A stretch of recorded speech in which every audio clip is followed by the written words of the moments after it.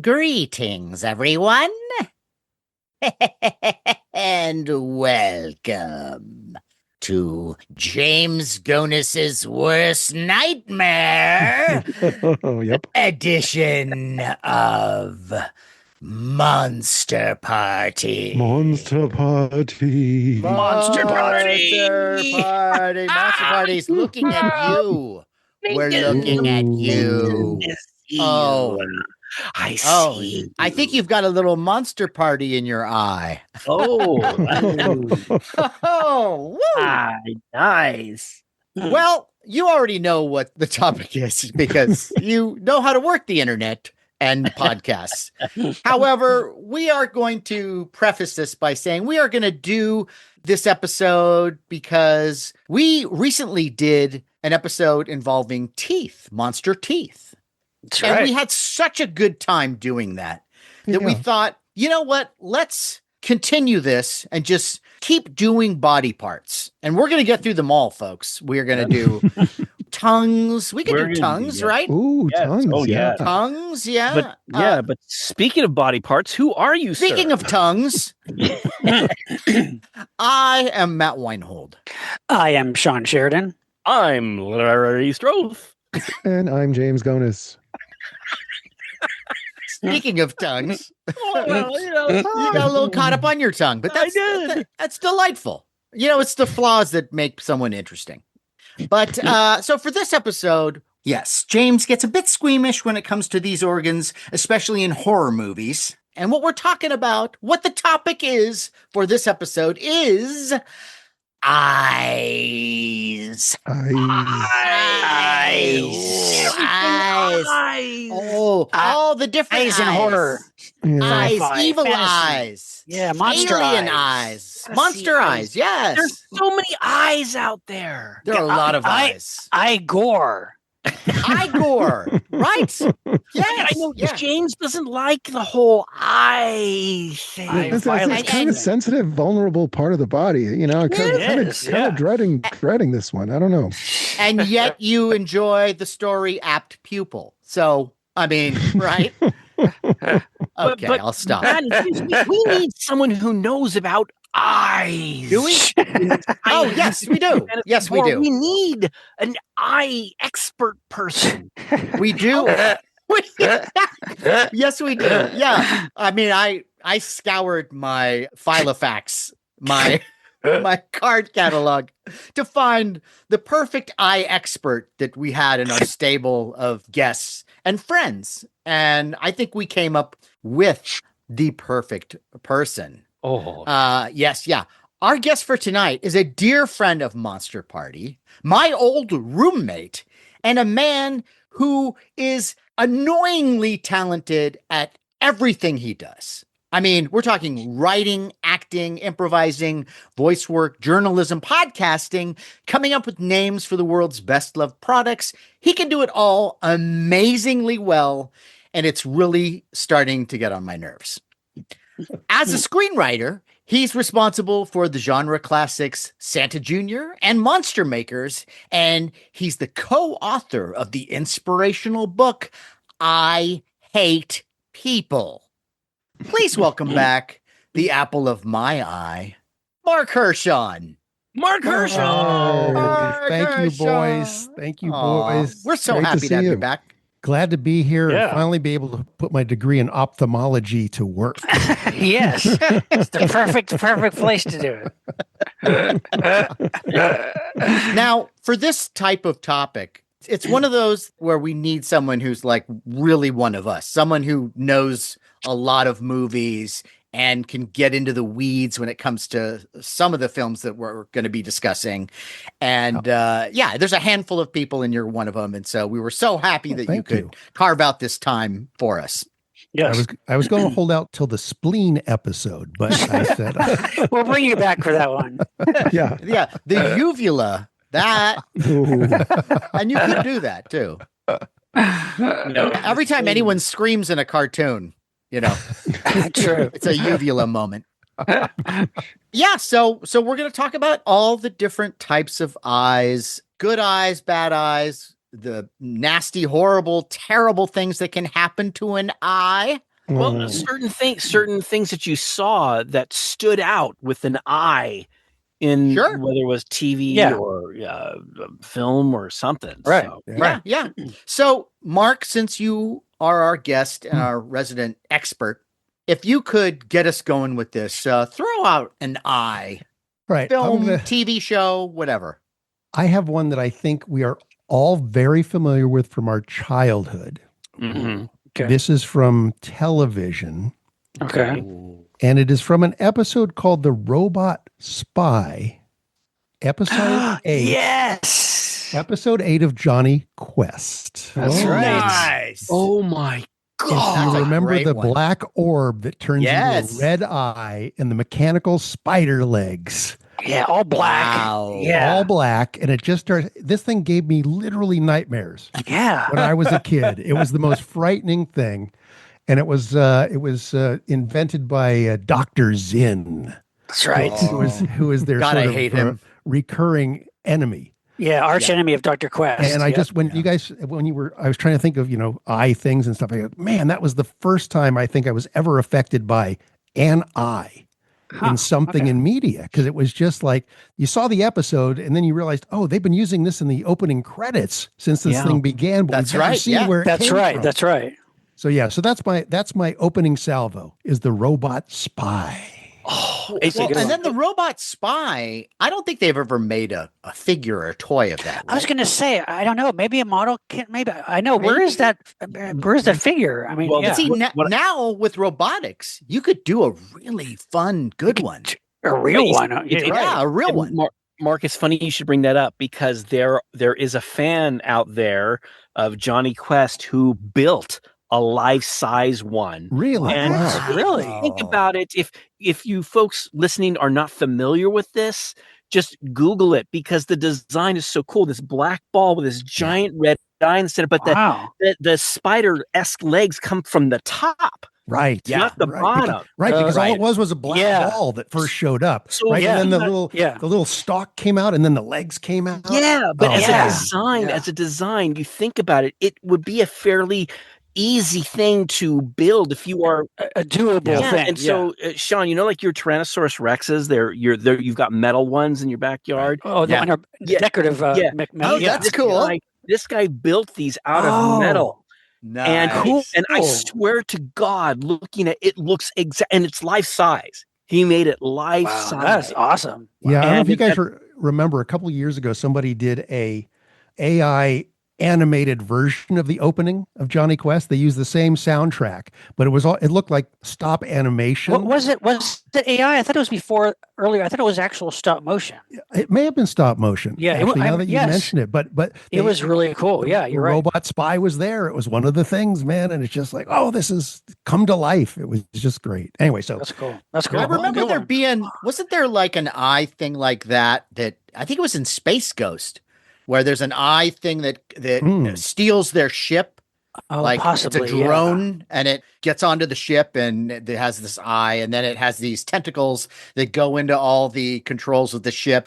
oh, But those Hanna-Barbera people, man, they loved eyes. Yeah. It's like simple and elegant, design. Really, Yeah. Yeah. Yeah, that's cool. I like it. Mark, That's I a didn't great even one. Think about that, but boy, when you said it, I immediately. I knew we all had seen it as kids. Oh my we all God. had to have Yeah, seen no. it. Yeah, it's yeah. Etched Great. into Yeah. my hard drive.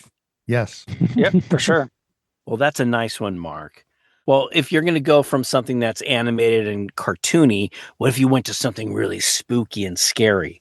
When we talked about this idea of eyes, the first thing that came into my mind was a film that was shown on KTVU Channel 2 over and over and over again as a kid. And I thought it was a real high-end Hammer film, but it wasn't even a Hammer film. But I thought it was Hammer because it had Christopher Lee and Peter Cushing in it. Mm. And I'm talking about the 1972 film Horror Express. Oh, yeah. My list. Directed Yeah. by Yes. Eugene Martin, and Telly Savalas is in this film, and we all Yep. remember Telly Savalas as Kojak. But here you have these three big stars, and oh my gosh, what's this film about? Well, imagine you're on this this train that's taking place in it's like a Trans-Siberian Express. Shanghai. She's going to Shanghai, and it's like winter time outside, and so everyone is kind of like from 1906, and there's this creature or thing that's been taken out of the ice, and there's some entity in it, and it gets you by going into your eyes and sucking your essence out, or your memories and everything you know. And as it does that, it can either go into your body, or as it sucks out all the stuff in your mind, your eyes start to bleed and your eyes turn white because there's nothing now in your brain. Yeah. And guys, I don't know about you, but I remember seeing this as a kid. And this creature is so powerful; it can do multiple people at a time. And it's like, well, how do we know who's the creature? And if you turn off the lights, the creature who's in a body his eyes will turn red, and that's how you know. That's a great film. It's underrated. Absolutely, it's also one of the most fun Cushing and Lee pairings, and they're actually kind of heroic, both of them in that movie. They kind of work together. It's imaginative. There's zombie hordes. There's some crazy, outrageous gore for the time. Science fiction element fantastic to it. movie. Yeah, there's the Russian thing where we're gonna shoot all you guys, you know, and there's a lot of adventure, a lot going on. Yes, it's a sci-fi adventure horror. And you're right, Sean. What's so cool is up until that point, I always thought of Christopher Lee as being Dracula, who doesn't have a lot of lines. Right. And here he's talking all over the place with Peter Cushing. And I heard a really great story that when Peter Cushing was signed, you know, his wife had passed away. That's right. And he was going to tell the producer, you know what, I can't do this film. Yeah, but it was Christopher Lee who, with their friendship on all the Hammer films, talked to him and said, look, let's hang out. We're going to talk a lot, and I'll help you get through this. And actually, it was the best thing for Peter Cushing. Like therapeutic, it was. He and Christopher Lee talked about their careers and all the fun they've had together, and it was so great. It helped Peter Cushing kind of get out of that feeling of dread or whatever, and he had a good time on the movie thanks to Christopher until Lee. Telly Savalas walked into the room. Oh shit! And Telly Savalas, what's cool is this was a joint production. It was like a Spanish international, Spanish Italian maybe, and British, and Telly Savalas. It was a 3-picture deal. So this is one of the ones. And look, when he shows up, I bought him as he's like a Cossack. Yeah, he's great. Yeah, he always has a Brooklyn accent. Yeah, hey, I bought it. He was a tough Russian guy. But getting back to the eyes stuff in that film is so cool and scary and creepy. And love it. And what's neat is it takes place on this moving train the whole time, and it's just creepy and great sequence with the eyes. So can I? That's a good one. Since you brought that up, I would just like to introduce something that fits that movie and then a lot of other movies. And it's something that, for the most part, wins me over every time, especially if it's done right. And that is the creepy contact lens that an actor will wear to white out their eyes or black out their eyes. Absolutely. Or give themselves a weird, animal eye or something, like a cat eye. Slit pupil, Split pupil, like The Man Who Fell to Earth. Yeah, I like that. And that's a good one. I love stuff like that. And every time they do it, and especially, I hate to say this, but they look the best when they were the most painful. Like, there was a time. You know what I'm saying? Right. Like there was a time when they were like, hey, let's just get these contact lenses and spray paint them silver. Shove them in your eyes. Go ahead. You want to be in show business? Put them in your eyes. I can barely close my eyelids. Oh, come on. Come on. Look up. You want to be a star? Wasn't Gary Lockwood in Where No Man Has Gone Before in that Star Trek episode, which was the alternate pilot? Yes. Right. Weren't those like that where they were like really did just they spray painted or painted some lenses and they just stuck them in there and both him and Sally Kellerman had to wear them. That's right. Yeah, but no, you're right. I mean, because back then they're much thicker, not as malleable, and they probably be horrible. And you're an actor to to get an infection in the eye or to have damage to your eye. That's the worst thing, Wasn't what's the guy's name who you remember the movie Not of This Earth? And it's Paul Birch. Paul Birch, right? Yeah, he had to wear them too. Yeah, he had to wear these really thick eyes, and this is not. There's a Tracy Lords version. It's not the one we're talking about. Right. This is 1957, and it's with Beverly Garland, and yeah, it's Paul Birch, and he's this alien that's infiltrating the Earth, and he famously hated these lenses that were so painful, and he was just in misery the whole time. And it's a Roger Corman film, right? Wasn't it? Yes, there's no medic around. There's not only is there no medic, there's barely lunch or exactly, or a canopy to get out of the sun. Oh my God. Yeah. The makeup guy probably says, "You're having trouble with these. Here, give them to me." Spits on. Exactly right. Like he's shining an apple. Yes. Exactly. Oh my gosh.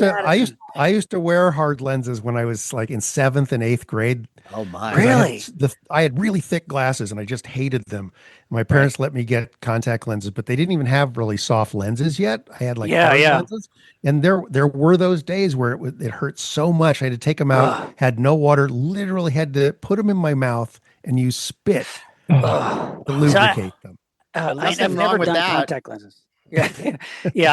I've wore glasses most of my life, but I've never tried contact lenses. I don't know. I've never wanted to try it.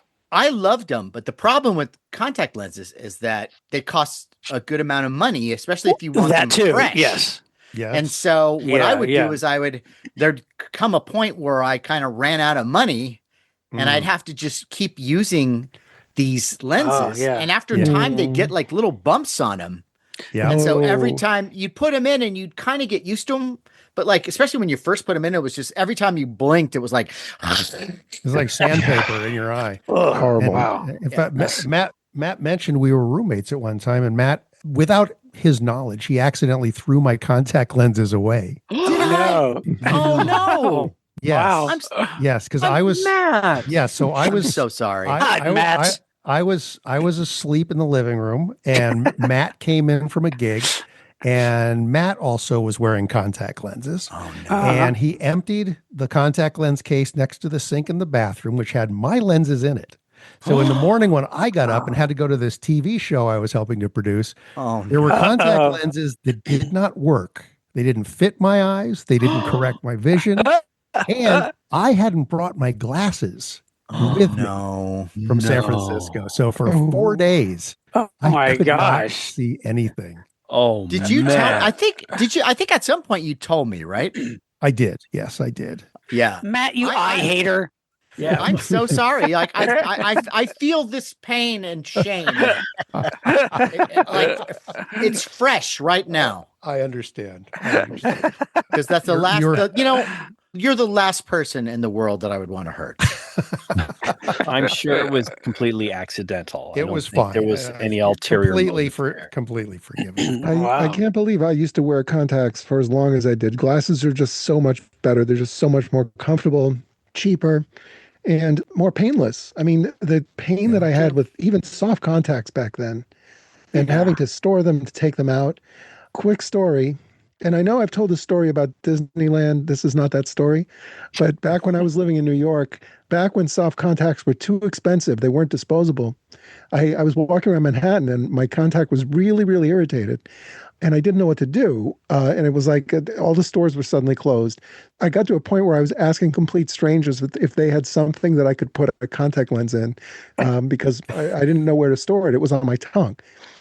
And I found all these people at a bus stop and I asked this random girl and she brings out like one of those Kodak film canisters. And I said, well, that's great. I can fill it with water. And she said, no, there's water already in it. I said, what? So she opens it like she's going to drink it to show me that there's water. And it's like, no, that's fine. But what are the odds? Like, I keep thinking of that story. It's like, what are the odds that I'm going to ask someone who has that in her purse? It's just so weird. Okay, wait a minute. Hold on now. Back up a little bit because this is now what makes me uncomfortable. You're talking about eyes and eye pain. The idea that you would put your contact lenses into someone's strange water. It was desperation. True. It was desperate. I was lucky to find that. Okay. Wow. And it turned out to be brave. just water. It wasn't like she was she was No. alcoholic and that was her little no. pick me up. Well, I wear readers now, but a few years ago I got lens replacement surgery because my eyesight was horrific. I mean, just I got LASIK surgery too. Yeah, me too. It's great. This wasn't even LASIK. Yeah. This was literally lens replacement surgery because I wasn't a candidate for LASIK because my corneas are too thin. Oh, because they kind of use a laser to shave them down to focus them. Right. Right. They couldn't do that, so they had to literally replace my my actual lenses with fake lenses. Really? So in the right light, I look like an android because you can see like this weird reflection. Really? My cornea. Replicate. Wow. Yeah. You're like a Borg. Yeah. Yeah. You're like someone from. You're like an android from Creation of the Humanoids. Yeah. But that's an interesting story. Look it up, folks. That's what it says on my business card. But I'm curious, James, do you have a film or TV show or something? Well, I just mentioned Replicant. I mean, Blade Runner. There's not one unifying eye theme, but there's a lot of eye stuff in it. Because it opens with like this dissolve of a huge eyeball looking at you. Then you've got the Voight Kampff test, which is measuring and basically like how pupil dilates to responses to questions. You've got James Hong famously as Chew going, I only do eyes. Right. And of course you've got Roy Batty coming to Tyrell's headquarters and using his thumbs to gouge out his eyes. And I mean, there's probably a whole litany of eye gouging scenes in other movies, but that is the one I remember the most. Yeah. In fact, it definitely is like a visual theme. You're right. But there's a beautiful shot. There's a gorgeous shot of Sean Young. It's just like in that first scene. And I think it was Ridley Scott and the cinematographer who they had a special way of doing some reflecting or something. Yes, with her eyes. Sean? Yeah. So yes, when you look at the shot of her looking at the camera with the eyes, it looks like she doesn't look real. But then they're shining right there. Yeah. But it's a special way of doing that. I think later in the film, there's a shot of Harrison Ford with a similar, eye reflection that that's right. Ridley Scott had since pointed to and said, "Oh, he was really a replicant all along." No, that's right. Yeah, that's right. They did the same effect. With don't listen to Ridley Scott, Larry. They did the same effect with the owl in the Tyrell. I was going to say the owl. That's right. Yeah, great shot. Where it's really awesome. That effect is very similar to the robots in Westworld, in the original. Yes, Westworld. You're right. Yeah. Absolutely. Yep. Because they would always say, like, "Oh, you know them by the weird folds in their hands." Yeah. Like, what about their freaky eyes? Yeah. What about that strange silver marble eye that you're pointing at me? Right. Yeah. Right. Oh, I think it was at Monster Palooza. Someone had built a beautiful copy of Yul Brynner. Oh yeah, as a gunslinger. Yeah, that was great. And the face, it was automatic. The face would pop out. Yep. But it had that little speck, that little thing right in the center of the eyes. Yeah. To make it look so creepy. God, that was great. It's, I guess, a simple effect with that little silver thing, but man. Yep. It works. It just works. Yeah. Well, hey guys, here's one that I know all of us have seen, I think. And this is a favorite movie of mine as a kid and still is. And it's just a great sci-fi monster movie. And that's from the 50s, The Crawling Eye. Ah, yeah. Well, of course. British production, Forrest Tucker. And it's basically these great, like, giant orbs with tentacles that are like kind of in the mountains because they have to stay in high altitudes because of where the planet they're from, but they're slowly trying to take over the earth, and they kind of hide behind a radioactive cloud on the mountain, and they like to decapitate people. Sure, why not? What else is there to do on a mountain? Yeah, but it's creepy. They're kind of like almost like Lovecraftian looking, and they're really some people might say it's kind of cheesy by today's standards, but I thought it was creepy. I think really it looks effective. Great. This is the thing that kills me now, and it's almost like my my New Year's resolution to I'm not going to stand this anymore. And that is when people do this whole thing of like, oh, the effects don't really hold up. Fuck off. because these guys did the best that they could with the money they had. Yeah. And back in the day, it was creepy, and I think it still looks creepy. And especially if you don't have your asshole goggles on and you're just watching it like, hey, I'm going to let this movie wash over me in the way that it was intended. Right. Enjoy it like that. And that's a great movie. And so I really think the eye creatures, like you, Sean, I think they're great. They're good. And I think the story's good. And the acting's great all It's around. a good build-up. Yeah. It's a good characters. Yeah. It's creepy. It actually is a nice build up to when you finally see the creatures, and it works. Yes, and I go back to that movie many times. You know, Sean, I always wanted to make my own crawling eye, and Matt, you bring up a good point, because I'm going to say this today in 2025. When you have access to, there are all these companies that make latex or this or that or things to help you build creatures. Back then, there was no store. It's like you had to go to the hardware store. Right, exactly. And be freaking creative. Yeah. Well, I guess this rubber tube could work. I could right, some exactly ties of this. You see, and that's the thing, Matt. Back then, like Paul Blaisdell.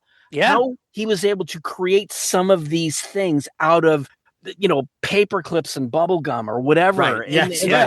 You really had to be creative to use basic tools to make these creatures. And the crawling eye, Sean, I was trying to make one and I couldn't. Okay. And I think it takes a lot more to make something like that. Yeah. You don't have all the tools to, like they do now. Right.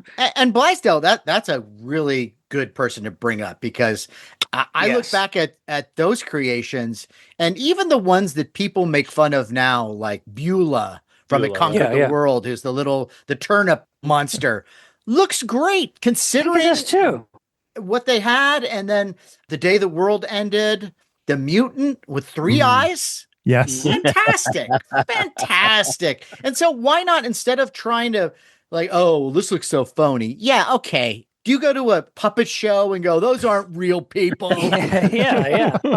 Come on. Just get with the groove of this thing and enjoy it, and stop trying to poke a hole in everything. And Larry, you were talking about all those films, and I was just recently watching some YouTube documentaries about the first 2 Godzilla films. Mm-hmm. And when you realize that in Japan, where they didn't have, talk about not having all the resources that even America had at that time, they didn't have all this latex rubber to work with. They had to use cement. And I mean, that's why a lot of these costumes were so heavy. They had to use all these other things. Yeah. Or they would use something that was so fragile, like I think for Anguirus, they used for his spikes, it was paper. Then they set off explosions all around them. It's like, this is great. We made the costumes into flames. Right. Anguirus's little spikes are going to catch on fire, or you're going to be in that Godzilla costume where you can't run away. And that's a good way to make sure that you stick with the production, is make your costume so heavy that you can't escape. Right. That's why it's called Gigantus the Fire Monster. That's right. By the way, Sean, the crawling eye has a great movie poster. It's like a typical B movie, classic 50s look. Plus, Matt, I think you're about to say, like, you have the 2 actresses who play, because the creatures are telepathic too, and there's these 2 women in the film. They're sisters, Sarah and Ann Pilgrim, who have this mind reading act. But the fact is, one of the girls really is a psychic, Janet Monroe, and Jennifer Jane also. Both of them gorgeous actresses, and they're great. Talk about something for the eyes. Yes, absolutely. Yes, I could watch that movie anytime. It's so for those fun. of you in the UK that don't know what we're talking about, it was called the Trollenberg. Thank you very much. Oh, that's right. Oh, Mark. That was the original title. Yes. I did not know that. Written by Jimmy Sangster, who did a lot of Hammer stuff. Yeah, that's right. Yeah, Trollenberg Terror really rolls off the tongue. It does. So check that out. Anybody who has not seen that, listeners, check it out. No, it's good. It's good. All right. Mark, want to give us another one? I do. And I'm torn between saying the title of the movie, you'll know instantly what the eye thing is, or talking about a movie that has a friend of the podcast in it. Okay. We'll go with the first one.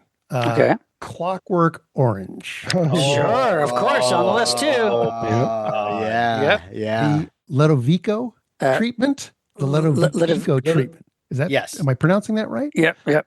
Where they pry open Malcolm McDowell's eyes to make him watch. That looks so painful. He could never blink. He could never Torture. close the eyes. Yes. Yeah. Yep. And what? Yes. Yeah. I think there's the behind the scenes story that the guy who was putting the eye drops in wasn't really a professional actor. So he was nervous. And Kubrick, of course, had him do like 87 takes. And he wasn't putting, and Malcolm McDowell was saying the guy wasn't putting the drops enough. His eyes are getting all dry. And I think it was very painful. He scratched his cornea, I think. Yeah. Or damaged his eye in some way. I know that. Yeah. So that's another one of those visceral things when you see it on it. You don't know if it is painful, but it looks horrifically painful, right? Yeah. I need the Ludovico technique to watch the film Working Girl. Wasn't there something similar in Dario Argento's opera where? There's some. I only saw a still of it, but where there's like needles on the eyelids of a victim. Yes, it's also on my list. Yes, the killer traps the heroine and to force her to watch him kill her boyfriend. Of course, he ties her up and puts these like little tiny little needles under her eyes, pointing up so that she closes her eyelids. They'll go in, they'll stick into the needles, and there's lots of eye gore and violence in that movie. There's ravens that pluck out a guy's eye. There's and they play with the eyeball on the floor. I mean, it's great. It's awesome. That's one of my favorite. One of Argento's last really great, insane movies. Don't ravens pluck out a victim's eyes in Omen 2? Doesn't that? I think so. Yeah, you're right. You're right. Damn ravens. Mark, getting back to Clockwork Orange, even the poster, although the poster, the way it's designed, I've seen a couple of them. You're not really clear or sure exactly what that image is of Malcolm McDowell's face, the close-up with these metal things around his eye. There's also another one with Malcolm McDowell, like a half face where you see the giant eyelash that he has on his face. Oh, yeah. Suggesting that, here's an eye thing. Oh, something's going to happen to his eye. Kind of foreshadowing. Right. Later in the film. Right, that's true.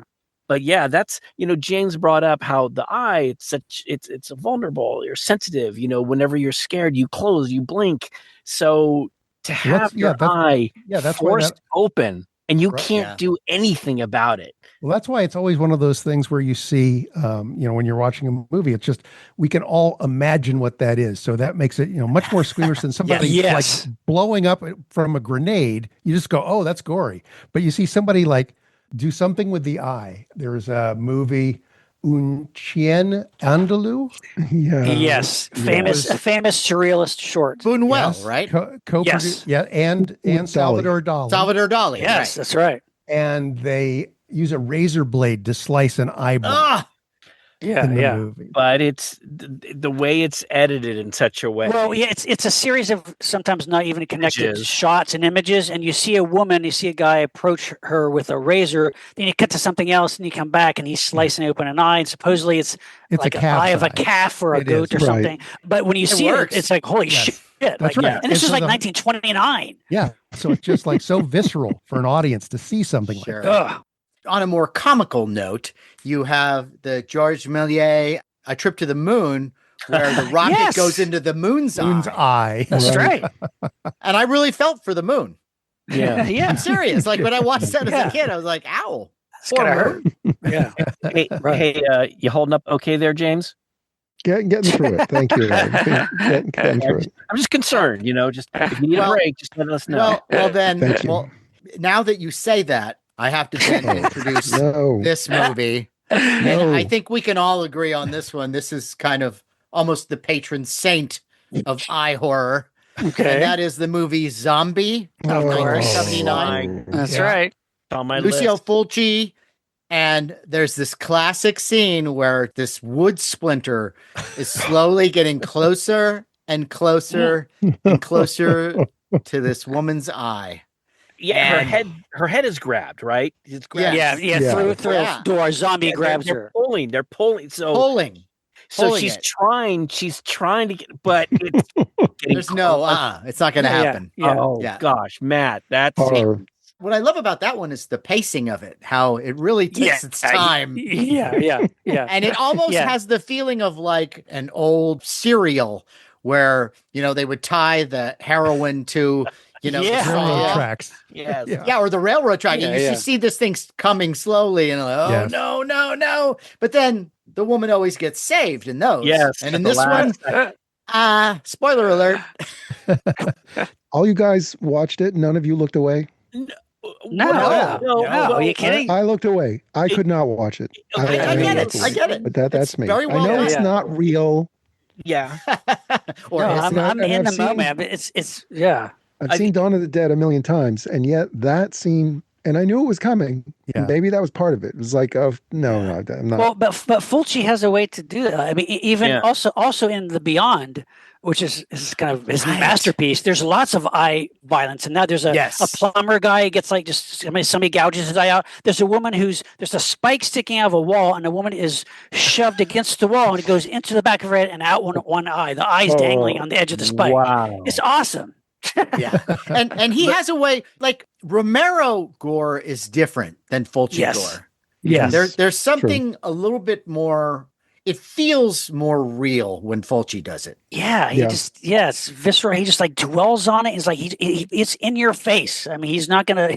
He takes pulls no punches. Yeah, right. And there's not any kind of there's no wink and a nod. There's no satirical edge to it. It's like we're gonna take this person's eye out. I sense Larry wants to rescue James from this eye trauma. Look, because we're all friends here. I just want to make sure he's okay, to go through these. But I did want to say for listeners, if you feel like, oh gosh, I'm not sure I want to see the whole film Zombie from 1979. Look, yes, you do. Well, I agree with Sean. I think you want to see it. But if you just want to see the sequence, you could go to YouTube under yes, that's true. called Eye Splinter.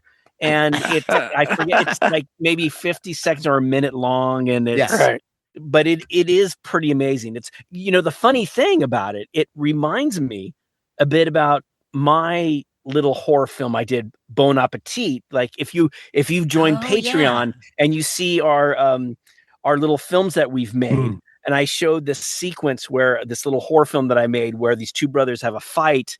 And this one gets stabbed, and then he gets thrown on a table, and then he gets his eye pulled out by a spoon, and he gets it eaten. And that whole thing, it kind of reminds me of that. And so when I saw this, it made me think, hey, he's kind of doing what I did with my eyeballs. Well, she obviously stole from you. Yeah. Well, I'm not going to no. John, I didn't. Who haven't you inspired? Larry. Look, I didn't see the film when it came out in 79. I didn't see it till later in the 80s. Right. But I did make Bon Appetit in the early 80s. So, hey. And speaking of eating an eye, isn't only heard on Monster Party. Right. Speaking of eating an eye or having an eye in your mouth, Evil Dead 2. Yes. That's right. Done for comedy. Yes. You see, you say comedy. It is comedy. It's Looney Tunes. I'm just gonna, if I could just chime in, Matt, you bring in Evil Dead 2. I was going to talk about Evil Dead 1, the first one, because this came out in 1981. And I remember going to the theater, trying to get in to see it because it was rated R and I wasn't yet 17, but it was playing at the cheaper movie theaters where they didn't care how old you were. As long as you had the money to get in the theater. I like those theaters. Let you go in. And so I saw this when it first came out. Cool. And there's this sequence. If you remember, this is directed by Sam Raimi. You have Bruce Campbell, who plays Ash. There's this girlfriend that he has that gets possessed. And there's this makeup eye effect that they do with her where she gets possessed and she's talking like a little girl, but her eyes are like this white glaze.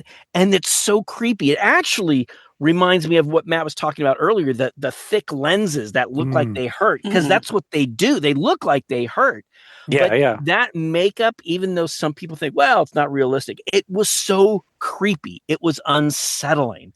And she's doing that little storybook thing as she's smiling with the creepy makeup and the white eyes. White eyes are just creepy. And she didn't have her mind sucked out. It was like she was possessed. Right, a different type of possession, because there are other possessions where the eyes are different. But this was really cool, really creepy. Those white eyes freaked me out from Evil Dead, the first one. Well, I agree with you, Larry. I love those eyes in the Evil Dead movies, and they're so creepy. And once again, when we're talking about those contact lenses that are just always like so effective. Yeah. In the first one, they look like the ones that really do hurt. Yeah, and I think they got a little better as they go along. Well, but they had a low budget on that first one. Yes, they did. And I'm not mad at them for whatever eyes they damaged, because they weren't mine. Right. And it turned into a beautiful piece of work. But then, when you get to Evil Dead 2, it's really Evil Dead 1 remade as a comedy. Pretty much, yeah. And it's a dark comedy, sure, but I mean, it is a comedy with the horror played straight. Yeah. The perfect kind of horror comedy. Yeah. No, it's I mean, and what good aim that eyeball had, going right into the mouth. Yeah, I love that scene. And that's one of those things where when you're writing a movie like that, it must be so fun because I know that, in the special effects world, they'll often call those kind of things gags. Yes. Right. Totally. And they are gags. And so to be able to sit down and write a script and just come up with as many ways to gross somebody out, or, how can we get a shower of blood that's nonstop in as many scenes as possible? And right. And wasn't it Larry? Wasn't it Dana DiLorenzo who said, I loved being covered in blood when she did the Evil Dead Ash versus Evil Dead TV series? On the show along with Ray Santiago to talk about Ash versus Evil Dead. She wanted to be covered with blood and goo and stuff. And I thought, you are awesome. You are so cool. She is. Oh man. But I agree with that. I think if you're going to do it, I would love to be in a job like that. Yeah, just do like Gonzo kind of scene. Yeah, totally. And I know what Matt. I know what you're thinking. You go, "Oh, Larry doesn't like the comedy." It's one of those things where Evil Dead 2 threw so many things at you, and it was like a roller coaster ride. I didn't know where he was going to go, and I had a lot of fun with it. So I enjoyed it a lot, and I just didn't know where it was going to go. And then, we have the eyeball in the mouth, but the moving camera and stuff, and it's just so much fun. Yeah. I really appreciate Sam Raimi though as a filmmaker, because when he did that first one though, they did everything they possibly could. They did forced perspective, miniatures, stop motion animation, the makeup effect. They did everything they possibly could. Like if you were a kid who read famous monsters and you did all your research, it's like you took everything that you learned and put it in this film. And then because the film was somewhat successful, but not as many people saw it, they were able to put money together to spend a little more on Evil Dead 2. And you're right. They kind of retell the story of Evil Dead 1 in a condensed way, but it's just a roller coaster ride and great eye sequences. So yeah. And that's where you really get the Ash Williams character that we know today. That's when you really get all the groovy. And so, and then, that continues in Army of Darkness. And I guess what I heard too is that some people were put off a little bit by Army of Darkness because it wasn't the horror movie that Evil Dead 2 was, that it didn't have enough of, it was more of a Ray Harryhausen film. In fact, they even admit that that's what they were doing. Personally, I think that after you do two movies like that, I think it's okay to make like an action adventure horror film that's in the Ray Harryhausen style, because you don't want to just keep hitting the same territory over and over again. Exactly. And I think they had a special contact lens budget for Army of Darkness, because they use those contact lenses a lot. Every time somebody converted or changed, all of a sudden they turned and their eyes were gone, and just those contact lenses. This is not eyes, but they had so many skeletons, so many of these suits and costumes and everything for the Army of Darkness. And at one point there's the scene where the the big spinning blade thing wipes out the skeleton.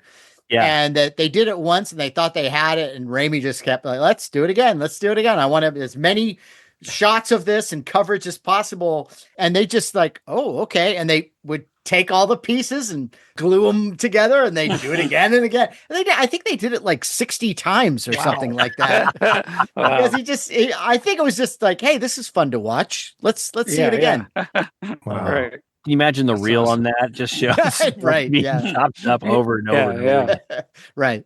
Getting to Japanese monsters, there's an Ultraman kaiju that is a big walking eyeball. Right. It's from the Ultraman Gaia series, and it's called Gankyu, which is actually Gankyu is Japanese for eyeball. No. Yeah. Okay. I love that kaiju. I have, I think, 3 different figures of that character. And one of them I got with you guys when we were in Ultraman Town, when we were in Japan. There was this little cafe kind of place that we went in, and they had a couple wind up kaiju. And they had Bolton, and when you would wind him up, he'd walk and his little lobster claws would smack together. And then they had that one, and that one, the eye would look around. And come on, you got to love that. Yeah, James, can you describe him? He's a giant eye, but doesn't he have things flowing down or like? He's got lids. He's got lids, right, Matt? And he has a body too. Yeah. But Larry, you may also be thinking of there's a great giant eye monster in Johnny Sacco and his flying robot too. Maybe that's right. Yes, that's right. Yeah, that's I think that's the one I'm thinking. That's a great one too. Yeah. So and Matt, isn't there an eyeball character in Kotaro, Gegege no Kotaro? Sure, it's his father, Madama Oyaji. There you go. Right. That's right. Yeah, Kotaro's dad is this eyeball, and he's tiny, and he has a naked body, little tiny body that sticks to this eyeball, and he's the reincarnation of Kotaro's father, who... See, this is so weird. Kotaro had his eye poked out when he was being born by coming out of the grave. Yes, that's part of the story. Okay. All right. And so he's got this socket. And so when his father is not taking a nice bath in what looks like a little miso soup bowl, he is hanging out in the socket of his son. But as one would do. But the eye is loose, right? It's not like up like in the whole frame, right? Is it kind of loose or? Well, no, it's his father is an eyeball with a little tiny body attached to the bottom of it. But so you it's say just like, imagine he has like a big giant peanuts head, but it's an eyeball. Gotcha. Right. And he's not wearing any pants, although he has no genitals either. It's everything I want in a character. Yes. Oh my God. So do you have a windup of that figure? I don't have a windup of that. I do have a lot of different figures of that. I even have a Christmas tree ornament of. Nice. Well, nothing says Christmas because like the eyeball and an eyeball. Yeah. So that Japanese thing, I'm going to back into a movie from a Japanese folklore character, Japanese yokai called Tenoma. Okay. Tenome. This is a character that the name literally translates to hand eyes. It's the ghost of a blind man whose eyes are located in his palms. And it was the inspiration for your friend, Doug Jones's character that he played in Pan's Labyrinth called the Pale Man. That's right. That's right. Yes. I'm looking at him right now. You remember the Pale Man he sat at a table and he looked like he was asleep. And there were 2 eyeballs on a plate in front of him. And when he wakes up, he picks them up with his hands because he has no eyes on his face. So he just holds up his hands like this with the eyes in the palms. So it's like the hands are open like a palm. You open palm with the eyeball in the center. So the hands are held up. Yes. And he's looking around that way. That's so creepy. Yes. Yeah. And a lot of people think that Pan's Labyrinth is the first one to do a film version of the creature that has the eyeballs and the hands. That is not correct. A Kamen Rider film, probably maybe one of my favorite Kamen Rider vehicles of all time, is a little mini movie called Kamen Rider Zeto. And there's a monster in this movie that has eyeballs in the hands. So I wonder if maybe, Guillermo del Toro, he loves all that kind of stuff too, if I'm not mistaken. Yeah. And maybe he saw this, and that's okay. I mean, that's one of those things where what he did with it was different than this character anyway. Yeah. And again, it was based on Japanese mythology. Exactly. Right. But again, I will say you must check out Kamen Rider Zeto because it's the most action-packed, fun, well-designed 55 minutes or whatever it is that you'll watch. There's even stop motion animation with a weird woman who's also a spider who he has to battle. Like it's got everything you need. Nice. Was there ever a figure that you know of, Matt, of that character? Of that one? No. In fact, there might have been a kit somewhere because, of course, if they never made a figure of any character, you know that someone made a kit. Like, remember when we were talking about speaking of Kamen Rider, in Kamen Rider X, there's a villain who, I think it was August Rigoni who turned me onto this, was Starfish Hitler. Right. Mark, I swear, it is not a starfish monster who is influenced by Hitler. Spoiler alert. It's Hitler. That's what happened to Hitler. He turned into a starfish. Because nobody would suspect. No, right, exactly. Yeah. Well, speaking of eyeballs in the hands, there's a Stephen King, an early Stephen King story called I Am the Doorway that he wrote in 1971 and became the cover of Night Shift, his first short story collection. Oh, wow. Nice. And I remember that cover. It concerns an astronaut who went on an expedition to Pluto, and he picks up like an alien contagion. The aliens take over his body, but in particular, they can see that they grow little eyeballs out of his hands, and they can see the Earth terrain through his hands, but they see it from a warped perspective. Like they're terrified by what they're seeing, and they convince him to become homicidal and kill everything he sees because they're terrified of what he sees. Right? Wow, that's cool. And this was a movie, like a lot of Night Shift stories got adapted into feature films, and this is one that never did, but they did finally make a short in 2018. So, yeah. Any good? Never saw it. Yeah, check that out. That's one of my favorite stories, and I'm surprised I didn't see this, but it's one that, if not handled correctly, could be just awful. Right. Like a lot of Stephen King stories. Like a lot of Stephen King. Yes, right. And I love the finale of that story, too. Yeah, it's creepy as hell. Yeah. And it kind of Lovecraftian. Yes, yeah. Nice. Hey, this is a film that I think I've talked about before. I've championed before because it's so weird and you don't hear much about it usually. From 1987, it's a Spanish film or Spanish director called Anguish with Zelda Rubinstein and Michael Lerner. This is a crazy, weird, surreal film. Basically, Michael Lerner plays a diabetic who works as an ophthalmologist assistant, but he's going blind. And he lives with his incredibly domineering mother, played by Zelda Rubinstein, who periodically hypnotizes him, Michael Lerner, to go out at night and kill people and remove their eyes because she collects people's eyes. But the movie starts, you're in a movie theater watching the movie called The Mommy. And so all the characters are in that. So it's a movie, it's within a movie. And then things start happening on the outside. It's totally bizarre and bonkers and surreal. And it's kind of hard to describe, but it's really fun. And it goes into, it's not many people have. It's called Anguish, 1987. The tagline was Zelda Rubinstein saying, "The eyes of the city are mine."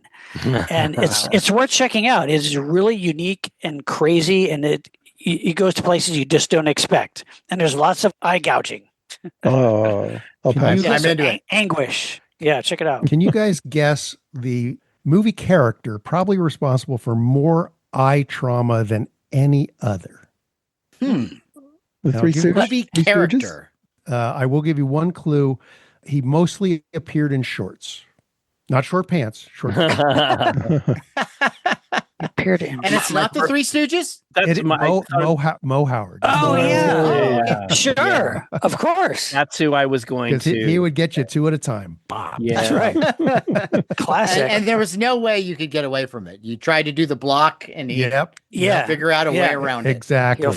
He'll distract you with another move. Yeah. See, Mark, our parents didn't want us to. They didn't allow us to watch. Really? No, yeah. me neither. My parents didn't care. Like they knew it was stupid and ridiculous. It's like, oh my gosh, Sean's gonna go out and try to poke people's eyes out. No, I didn't. Well, and I love the Three Stooges, and I still do. And I never try to poke somebody's eye out. No. Yes. That was all my dad ever wanted to watch. Benny Hill. Oh my God! No, at my house, my parents did not, because we all hit each other, and then you get hit for hitting your brother or sister, and so they thought that if you watch this, it would give us more ideas as to how to hit each other. So they found out you watched it, they got so pissed. I talked to my older brothers about it. But and it was like when you moved out of the house to watch the Three Stooges, like, forbidden fruit. Oh, totally. I was only sanctioned to watch it on my birthday as a kid. They would let me watch it all day. Really? Birthday. Wow. Yeah. Really? Otherwise, I was cool. not allowed to watch them. Otherwise, it was a reward to watch. Wow. My parents didn't care, although they stopped. My dad stopped talking to me when I was about 7. So. So it was just like, he's watching TV. We don't care. What is that? Oh, yeah. Behind the Green Door. That's a good one. Okay. He was setting the dog on fire. Yeah. Right. Exactly. Yeah. Hey, Matt. Go ahead. Now, you mentioned Starfish Hitler, but it just made me think that another great Starfish character is Starro the Conqueror in James Gunn's Suicide Squad. Oh my God. I love that creature. That is a great one. It shoots out little Starros attached to your face, and that movie is fantastic. But that's an old character. That's one from I know it's from Justice League James comics. Gunn got it from the comics, right? Yeah. Still, before they did that movie, they did. In the animated Justice League episodes, they did, I think it was a 3-parter with Starro. So, really? That character has a long history. Yeah, but the film that Sean is talking about, I mean, imagine when you have a big budget and you can make that starfish creature look so it was a kaiju. It was awesome. And the whole eyeball going into the eyeball and the liquid, and it was so well done. To me, I got a tear in my eye watching it, because you feel bad for the Starro because you find out he was captured by astronauts and tortured. But still, the little creatures that suck your mind out, though, Sean. And he had to die. Where's that figure? Is there a figure of Starro? We got to get that, man. That's awesome. Well, there is. I know that there was a set that you could get, and I think it was a Comic-Con exclusive, where you got a whole bunch of figures and then you got a Starro, and I think that was a Mattel thing. But one thing that I got from Comic-Con was 1 year, and maybe it was to promote either the animated series or this toy line, was they were giving away Starro masks. And I think I've got 2 of them. That's great. Yeah. That's great. Yeah. Yeah, that's cool. But I love the reaction of the guy, the bystander who sees it for the first time in the movie and goes, "What in the actual fuck?"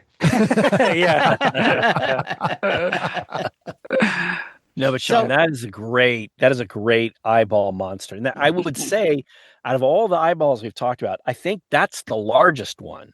Maybe, yeah. Well, the crawling eyes up there, but I think Star is probably bigger. I've got one for you then.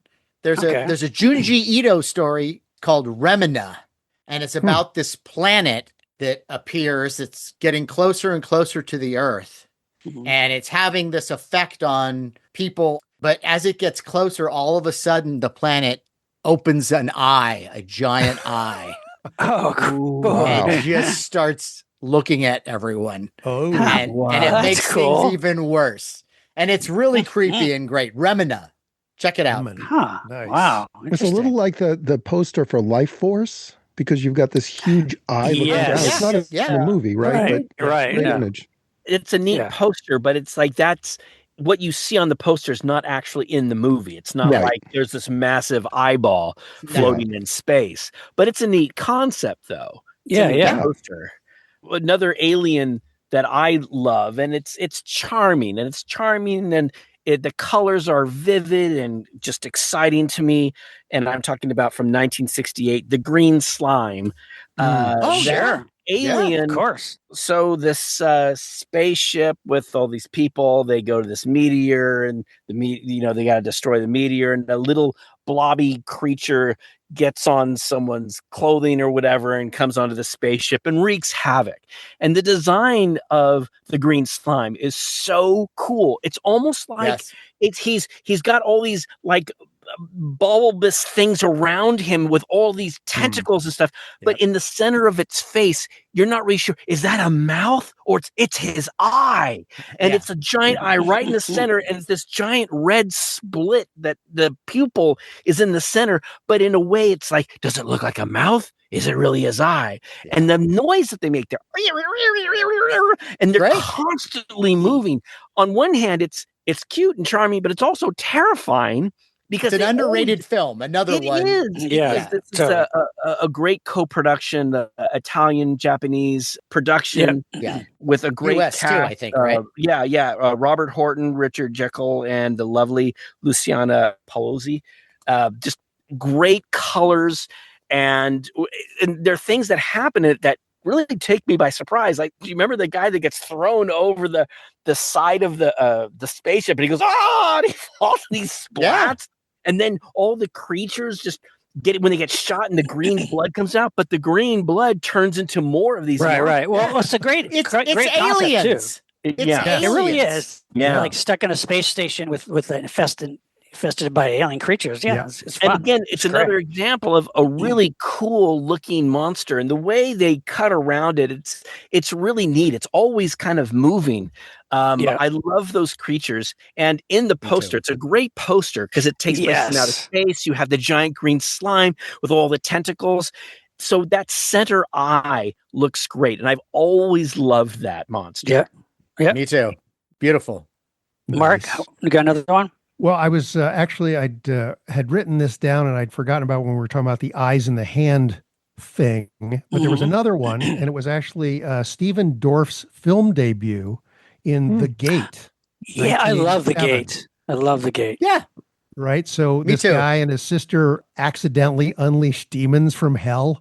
As they would. They dig a hole in the backyard, and they recite words from a geode they find. And they play like rock and roll song backwards or something. And he ends up with an eye in the palm of his hand at one point. And a bunch of other grotesque reanimated corpses come out, and a giant demon, and all sorts of craziness happens. And the little minions are great. Really great force perspective effects. Yeah, that's a fun one. And those are stop motion, right? They're not. If you watch it, they're because there's a whole like little featurette about it on like the DVD or Blu-ray.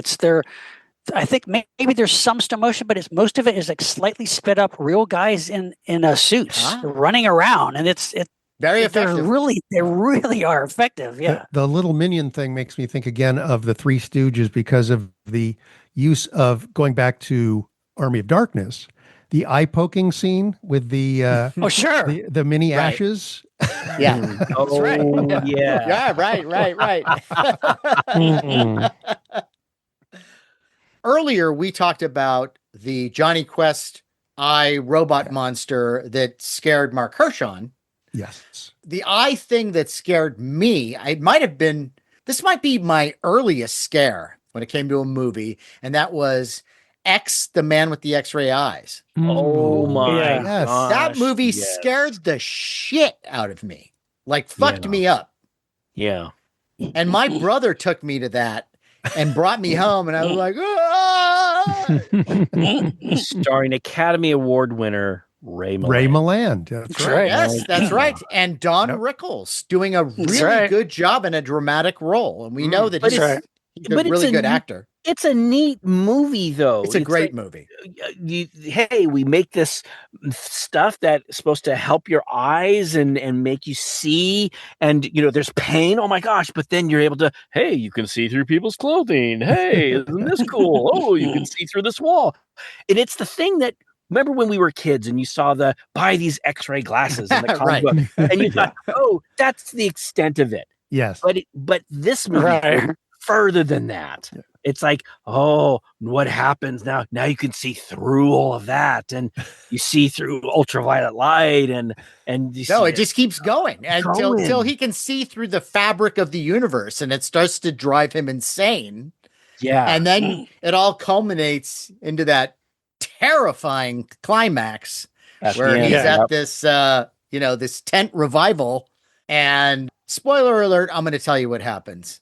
He's freaking out, and all the people in the tent revival are watching him go through this ordeal. And the preacher goes, "If thine eye offends thee, pluck it out." And everybody starts yelling, "Pluck it out, pluck it out." And so that's what he does. And that threw me over. I was just like, I should have become you, James. Like, it fucked me up so hard. I was like, "Oh no, you can't! Why didn't we go see 101 Dalmatians? This is terrible." See, that was your baptism of fire, Matt. After you endured that, you could endure anything, right? I guess Yeah, so. maybe. Maybe. Yeah, that was like I built up my eye calluses. There was another movie where a character actually gouges out his own eyes, which was Event Horizon in Yes. 1997. Oh, yeah, I was going to bring that Oh, up. Yeah. Another underrated movie too. Yeah. Sam Yep, Neill yep. gouges out his own eyes and utters the line, "Where we're going, we won't need eyes to see." So good. Great line. Yeah. I'll have to see. I was not impressed the first time. I was irritated, so I'll have to I have to It's see good. it again. I love it. I love it. It's not easy to make the combination of hardcore horror and sci-fi work all the time, but that movie does a great job. It's very creepy. This atmosphere that it creates. And if I'm not mistaken, Distinctive Dummies not long ago released a Sam Neill. I think they did, Horizon figure Yeah. with his eyes out. Yeah. Oh, really? Yeah. Oh. Yeah. James is going That's to a rush good out one. and get No, that. I don't think James is going to be getting that figure. I'll pass. Yeah. I'll pass. Yeah, you got to bring him into the Barbie dream house and see what happens. Did I ever tell you guys that I needed once to get my eyes checked, but I couldn't afford to go to an optometrist? So I just went to an optimist, and he said, "Don't worry, your vision will improve." Nice. That's great, James. But I want to know: is there another eye film that you could tell us? Or That's great, James. But give me another one. No, I'm just thinking, is there something more? That's based on a true subtle, story. Come more on. subtle or creepy or something. Well, I'm gonna bring up a movie I don't think we talked too much about, and it's got eyes in the title. It's Eyes of Laura Mars from 1978. Oh yeah, yeah. Great movie. I like that movie a lot. This was an original idea by John Carpenter That's right. that was just supposed to be called Eyes, and then they adapted it. John Peters bought it for Barbara Streisand, who was his girlfriend at the time, and then she didn't want to do it, but the title song, Faye Dunaway, plays a fashion photographer in New York. And then suddenly, randomly, she can start to visualize murders as the point of view of the killer. Mm-hmm. She doesn't see what the killer is, but she can see the murders, like in real time or before they happen. It's a little like the Dead Zone. Yeah. And then Tommy Lee Jones plays this police detective who's trying to, solve the case. And you've got, it's 1978, so it's the height of the disco period. And you've got really, really young Brad Dourif, Raul Julia, Tommy Lee Jones. It's fun. It's like when I was a kid, I was always like, I don't want to see that. So it's going to be bullcrap. No, it's like this slick, glossy thriller, but it kind of works though. I like it. I think it's good. I enjoyed that movie. And it reminds me of another film that is a Chinese film that was remade in 2008 in Hollywood. And it's a film called The Eye. Yes. It's like Laura Mars, but the main character is blind and then gets cornea replacements. Mm-hmm. But the corneas come from this woman who was like a psychic. And so she can see when people are going to die. And so now the main character, who is Jessica Alba in the 2008 one, starts to experience all this, and it wrecks her world, as things like that will. Yeah. I never saw the Jessica Alba remake, but I liked the original. No, I didn't care. I like the Chinese one though. Mm-hmm. Wasn't Jessica Alba in? Who was in the? I can't remember the name of the movie. The one about the robot, kind of not robot girl, but the enhanced girl. Oh, Alita or yes. Yeah. What is it? Battle Angel Alita? But Yes. that's not Jessica Alba though. But that character had enlarged eyes. Yeah, it was kind of like CGI. I kind of liked that movie. Yes. That movie is completely ridiculous. Yes, completely. Yeah. It's James Cameron, but it's kind of fun though. It's kind of fun. It's kind of fun. Yeah. I mean, it's fun. Yeah, it is. I mean, visually, it's not one that I would.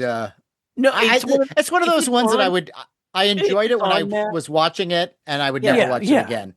Well, it's like if I'm flipping through the channels and there's that. Oh, yeah, I'll have that on. Oh, Christoph Waltz doing his little thing, and it's Christoph Waltz, it's Jennifer Connelly, and Rosa Salazar. Yeah.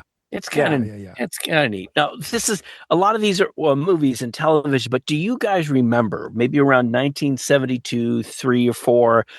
When Imagineering, they were creating their vampire blood, but they also created evil eyes. Yes. And what it was. And if you think about it, they were plastic, glow in the dark that had this little reddish vein that's all around it that you could actually pull off if you wanted to. And so it was like a half eye that you could actually put, not like an contact lens. Not like a contact lens. Yeah, but you just put it between the edges of your eyes. You kind of squint down, and you could see through them. And you're like, "Oh, I've got evil eyes." Mark, there was a comedian that Matt will remember, Vic Dunlop. I do. And he would package those up and sell them in his show because he would use them in his show as a gag. Really? And so he would sell them as merch after his show. Really, Vic Dunlop, and he would walk around the club after the show was over because he had this whole bit that he did with the eyes, and this is what you do when the cop pulls you over, and it was just that kind of those kind of jokes.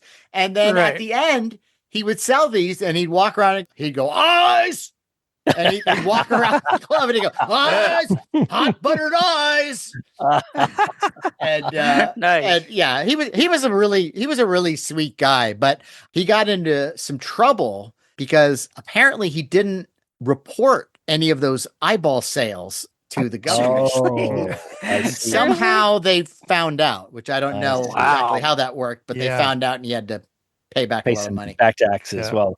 I think for any monster kid out there who grew up at that time, if you're reading famous monsters or comic books, at Halloween, these were all out there, and they were relatively cheap, anywhere between 49 cents, 76 cents, or whatever. And I remember I had a bunch of them, but now it's like I only have like a few. And if you find them mint in package on eBay, they're like $40, $60. Really? Yeah, they are. Wow. It's relatively, cheap little things that I love because they were glow in the dark. And man, that's cool. We love the glow in the dark. I love that stuff. Yeah, sure. No, that was great. And there were knockoffs too. Lots of knockoffs. Yeah. After Imagineering, there were plenty of other cheaper version. Maybe the glow plastic was maybe a little more toxic than what they right. Made of lead. Exactly. Well, just the idea of eyes, like seeing suddenly a pair of eyes staring at you, can be really scary. Like in Suspiria, the first killing, there's this woman up above like the second or third floor of this building, and it's like rainy and windy outside in the dark, but the window, she sees like these two pair of eyes just staring at her from blackness, and then like this hand comes through and grabs her, and she's killed horribly. Or even in the Amityville Horror, you got the eyes for a second that Margot Kidder sees, that's supposed to be the little creature that her daughter was talking to, where first Jody the pig. But that's kind of a creepy moment for a second where you just see those eyes, Or you think of you think of Bela Lugosi in the early Dracula movies, where they just focus in on just his eyes, right? They light up. They only light up his eyes on his face. That's right. They did the same thing with Boris Karloff in The Mummy. There's a shot where you're looking straight at his eyes, and that shot has been used for the movie poster, and Kirk Hammett's a huge fan of that image or whatever. Sure. And Famous Monsters use that image for one of the covers of their magazine. But you're right. If you're going to talk creepy glowing eyes, then you have to mention Village of the Damned. Right. The little kids. Right? Yeah. I mean, that's which I think was that done with optical, or was it also shining a pinpoint light? I think it looked really good. Both? It looked great. Yeah. Well, and glowing eyes, we touched a little bit on Japanese kaiju and Godzilla. How many Japanese monsters have glowing eyes, or Japanese heroes? Ultraman. Right. I love glowing eyes. And as stupid as it is, and there's no reason for it, I mean, almost every Ultraman monster has glowing eyes. And you're right. I can't get enough of it. I love it. And it's totally stupid. No, Matt, I'm right there with you. Look, good. I'm glad. Toys that I have, this Tyrannosaurus Rex that I have, there's no reason for Tyrannosaurus Rex to have red glowing eyes that go beep, beep, beep, beep, beep, beep, beep, beep. But Matt, I love it. You can't know that, Larry. We know none of us live back then. Yeah, maybe the dinosaurs evolved with eyes like that. I have this dinosaur. His name is Rex. He's from the 1990s, and he walks and he roars, and he has these large red eyes that glow. And Matt, I'm a sucker. I'm a sucker for it, even for my robots. The smoking robot that I have, a lot of these robots will shoot guns. Okay, cool. But when you have a robot that, when it walks, stops and shoots smoke out of its mouth, and its big red eyes flash. It's cool. I mean, that is the coolest thing. Like, I'm blinky lights, red lights on a toy. I'm a sucker for it. Yeah, well, that's interesting. You think about the eyes. I mean, you think about Superman's heat vision. You think about Cyclops from the X-Men. Right. Yeah. Storm, yeah, sure. Eye blast and all that stuff. So instead of the eye seeing things coming in, it's about eyes like putting things out as a weapon. Yeah. As Homelander. This is right. Yeah. This is kind of a deep cut, but it's a character that I remember from my childhood. One of my favorite comics growing up was Ghost Rider, not because the stories were all that great. It's just the visuals. Yes. Of, with the flaming skull riding a motorcycle. That was just the greatest. And he had a villain called the Orb. And the Orb rode a motorcycle, and he had this weird eyeball helmet that he would wear. And it was just a great visual. And I love that. There was also a villain from the New Adventures of He-Man called Optic, who was a cyborg with, guess what? An eyeball for a head. And the toy is so cool because you have this little lever on the back of him, and the eye turns around and goes up and down and everything. and hours of fun. And it's great when you have that thing on an airplane and you're just watching the movie or reading a book, but then with the other hand, you've got your hand on the lever of your Optic figure and you just keep staring at the person next to you. That's a good time. Now, some of these are like toys that have eyes. And I know I've brought this up before, but I've just got to say it. If there was a toy line that lacked the eyes, was from 1978, 79, the Battlestar Galactica figures, the small figures, because they had the eyeballs there, but they weren't painted. So Adama, Starbuck, and Baltan, the three humans in the action figure series, there was no pupil, no eye. It's just they're the same flesh color as their face. Right, it was weird. Like they're blind, and I hated that. And I'm like, oh, I can't see where I'm going, Starbuck. Oh, I've dropped over. I skipped over the But if the Star Wars figures, they have little pupil, they have little dots or something to show that this character has an eye, but Battlestar Galactica, they couldn't spend the extra half cent. They turn those out, man. They made me so mad. And so even today, it's like I look at my figures and I can't have those out. They don't have eyes. That's kind of why I like them though, because they're a little creepy. Well, they're just so odd. They don't need to be. They shouldn't be creepy, man. That's the thing. You're making a dumbass. I'm creepy now. You are absolutely right, Larry. But now when I look at them, I like them because it's wrong. It doesn't. There's a quaintness to it, and because of that, it's quaint. And so I enjoy. They're probably worth more money, like when they print a coin the wrong way or a stamp upside down. Thanks, Mark. Hey, let me tell you something. I would rather have a packaged Star Wars figure over the packaged Battlestar Galactica figure any day, because everyone wants the Star Wars figures. There aren't as many people that want the Battlestar Galactica figures because they have no eyes. Got no They're eyes. blind. And I believe that was Mattel. Thanks, Mattel. Write a letter. Write a letter right now. Well, Get in your typewriter and write a letter. No. A couple of Twilight Zone episodes that deal with. Yes. I was just going to mention Twilight Zone episodes. Yes. Will the Real Martian Please Stand Up? Classic episode takes place. Well, I don't want to give spoilers, but there's a great classic Twilight Zone reveal. Yes. At the end. There's also a late season episode called The Fear. And I hadn't seen the episode. Yeah, I have that figure but too. I wanted to get the figure from Death Bang Pow because it's this astronaut with a huge eyeball head. I love it. I don't remember that episode, but this figure is too damn cool not to get it. Oh, it's awesome. He is holding up the figure. It's so from The Fear. Yeah, it actually looks kind of like the orb from Ghost Rider. Yep. From Death Bang Pow. Yes, that's right. Yep. Jason, that's right. They put Lemley, lots of great classic Twilight Zone figures. And there's an eye appendage for the forehead that comes from Trick or Treat Studios. Nice. Nice. James is wearing It's so realistic. Well, hey guys, the thing about that episode is that what's really extra creepy about the end of that episode, Real Martian, is that eye just doesn't blink. And it's as good as the effects budget allowed at the time, and it's still really effective, but it makes it even creepier that eye can't blink. Yeah, you're right. I've grown to like that episode. Yeah, I like that one a lot. Episode. When I first watched it though, it's just like this is the kids hour here with the fucking eyeball on the forehead, and then I've got 4, 3 arms. John Hoyt has 4 arms. Yay!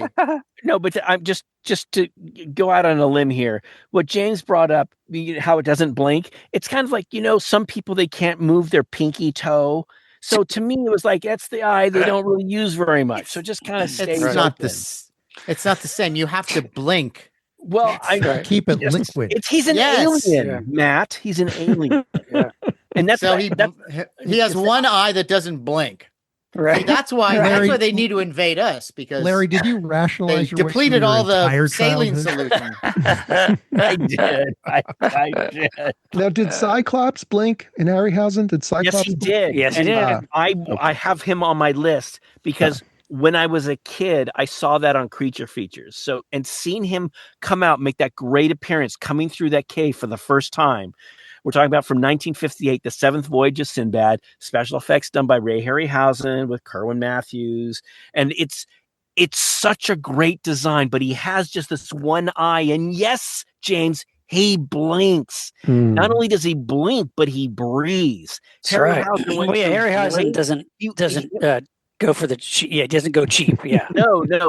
And the funny thing is, it wasn't until I think 20 years into his career when he realized he goes, I don't think people really care that the monster is breathing or not. So he stopped doing it. But the Cyclops does breathe. And when you see him that first time, to me, it was the perfect designed Cyclops.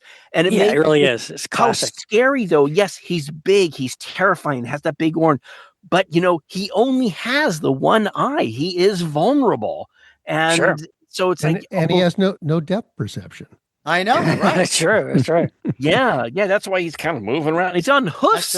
He's on 2 hoofs. Yeah. That's right. He's trying to walk around on 2 hoofs. And then he wasn't the only Cyclops. There was the Centaur in Golden Voyage of Sinbad who has one eye. Oh, and he's great design too. I love it. Guys, I love that one. If we're talking classic TV, though, you could also mention the Outer Limits episode, The Mutant, with Warren Oates. Oh, yeah. Talk about creepy eyes that don't blink. And basically, Warren Oates they're on some planet and there's some radiation causing weird things going on. And Warren Oates is wearing these big goggles through most of the movies, like shaded goggles. And eventually he takes them off and he has gigantic eyes, like the size of grapefruits. And he's bald and it's Warren Oates. So it just looks fucking weird. It's really disturbing and freaky looking. Which reminds me of go ahead. Sorry, the effect in the movie with Schwarzenegger when he gets on Mars and his eyes. Oh yeah, Total Recall. It's the most ridiculous scene in that movie. Where literally, it won Academy Award for Best Visual Effects. So what, Larry? Well, that's because the woman does that still mean the scene isn't ridiculous? Well, it's no, ridiculous. Actually, Sean, if people remember, his eyes are popping out of his skull and his tongue, and somehow he survives. He's fine afterwards. Right, but if people remember that year, the year that then the nominees for Best Special Effects are Total Recall, and there was nobody else. It was the only. Oh, really? comedy. Yeah. And Oh, wow. No, no, the movie had lots of great special effects. I was saying the concept of that scene was ridiculous. That for 5 minutes they have no air on Mars and they're like suffocating. It's like Looney Tunes. It's like I didn't. Tex That Avery. movie. That's a movie now that I enjoy more because Me it's too. just it's ridiculous. stupid and ridiculous. It's stupid but and back ridiculous. Then, yeah. I hated it. Really? Hated it. Because this is during the time where I wanted science fiction to be science fiction. Yeah. No, I get it. I get it. Fucking laugh fest. And no, it's a complete goof, but it's now it's entertaining. Now I enjoy it more. I mean, you guys laugh. I mean, it wasn't meant to be funny. They weren't doing it like sort of. But it's this little tongue in cheek action. It's Paul Verhoeven, so it's going to be super violent and weird comedy too. I mean, it's James, you remember this, right? Of course, yeah. Yeah. I haven't seen it since 1990, but I remember it more as a comedy than anything else. Yeah. Really? Yeah. Definitely. And going back to it, thinking that I appreciate it more. Yeah. No, it's got a good Michael Ironside, Sharon Stone's in it. It's got some fun stuff in it. Yeah. Another movie got a with nice pair of gams. Another movie with famously bulging eyes was Basket Case. Oh yeah. The character Belial had these great bulging eyes. That's true. That's true. Movie. Great movie, classic movie. Well, every bug-eyed monster, every bug-eyed alien, you could go from Invasion of the Saucer Men and that kind of alien to Close Encounters. There's a nice lineage of these aliens with the big eyes to, you finally get to gray aliens. Yeah. And I loved what they did in Close Encounters. I thought those aliens still hold up. Absolutely. Are just beautiful. We had a guest on, Ted Haynes, who says, there's something about it when he sees it, it just spoils it for him. Do you remember do you don't remember that? The little. No, I do remember, but that's, yeah. And it's like, no, come on, Ted. No, that's still neat. But the thing that Mark was bringing up, though, is Belial, he's not an alien. He is a parasitic twin. That's right. True. That's been removed. So it's based in reality. Yeah, exactly. A parasitic twin out there, like, roaming the garbage areas and murdering people. But with the Close Encounters aliens, now that's at the time that was, the height of technology, state of the art. Cutting edge, yeah. But before that, you had the TV movie, The UFO Incident. Oh, yes. And so those gray aliens, they did this thing, and I wasn't sure if this was on purpose or this is just the way that they were able to create this effect. But the aliens in that seem like what they did is they took this alien head, like a mask, and then they put that over someone, and then the eyes were clear but magnified. When you looked at the alien's eyes, they looked like these big eyes, because the performer's eyes under the mask would and you see it and you recognize it for what it is, but it's so creepy. It is. I thought it worked really well. And then there's also that thing where you go, well, maybe that's not their face, maybe it's a helmet of some sort too. So I just thought that was for a low budget, for a TV budget. They did an incredible job with that. Well, I agree. You had mentioned TV. There were a pair of eyes that really freaked me out as a kid back in 1979. I'm sure you guys all remember the miniseries Salem's Lot. Sure. And this is starring James Mason, David Soul, Lance Kerwin, based on the Stephen King story. But there's a sequence where I know you guys have read it. I never read the book. So to me, just watch it, just chill out, okay? I envy you that first experience, Larry. Yes. Me too. There's a sequence where Barlow, who's this vampire character, has his eyes closed and they pop open. And the Barlow character is played by Reggie Nalder, who looks like The Walking Dead. Okay? Pretty much. Normally. And he has these fangs that open up, but when he opens his eyes, it's these hideous yellow eyes with these beady little pupils. And as a kid, it freaked me out. That image, it was haunting. It's like, I remember going to bed at night and just the image of him just it's like I couldn't go to sleep. It was so scary. Yeah. But I'm just saying. And then there's a sequence. There's another sequence when there's this little boy, and that's Danny Glick, who's scratching at the window, and he's this little dead little vampire boy scratching at the window. And again, the interesting thing is the eyes on him, they're not the hard yellow like the Barlow character. It's almost like they're younger, fresher, creepy vampire eyes, where they're more white with the itty bitty little pupil speck. And it was so scary to me.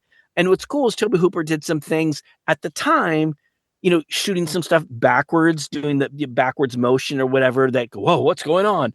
It worked. But those two sets of eyes in that really freaked me out. And I thought they were as well done for television. And that's one too that over the years I've come to like.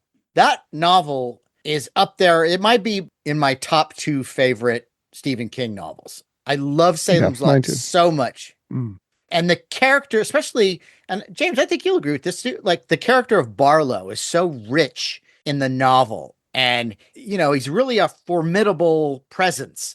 And in this one, it's Nosferatu. He's a drooling Nosferatu vampire. And I just felt like, wow, you just took this whole interesting element of the novel and just threw it away and just put a cheap Nosferatu ripoff in there. James Mason would have been a more appropriate Barlow, but instead they made James Mason the bodyguard. Barlow, not only is it a ripoff of Nosferatu, it's Nosferatu, right down to the teeth. Right. That's what I was going to say. Like, why did they? I wonder if that was Tobe Hooper's decision, but the decision, like, I get it. Like, it's one thing to like completely throw away the character from the book and make him this animalistic predator vampire, but also to like Matt said, to make him look exactly like Nosferatu. It's kind of. I mean, I love the look of Nosferatu. I do like. Barlow in the same thought is scary, but it is strange that they decided to do that. Like, it's obvious. Yeah, no idea what the thinking was, but yes, time has been good to that miniseries. I think because the times that it's been made since then have been disappointing. So you keep going back to the first one with more fondness. No. Wait a minute. I know this is off eyes a little bit, but the 2004 miniseries with Rob Lowe and Rutger Hauer, is actually really good. Is it? I've never seen it. Have you seen it? It's very respectful. It is way more like the novel than I couldn't get through it. Ever was. It's great. I couldn't get through. I'll give it another chance. I'm actually glad to hear that. I'll give it another shot. Now, is Rutger Hauer the perfect Barlow?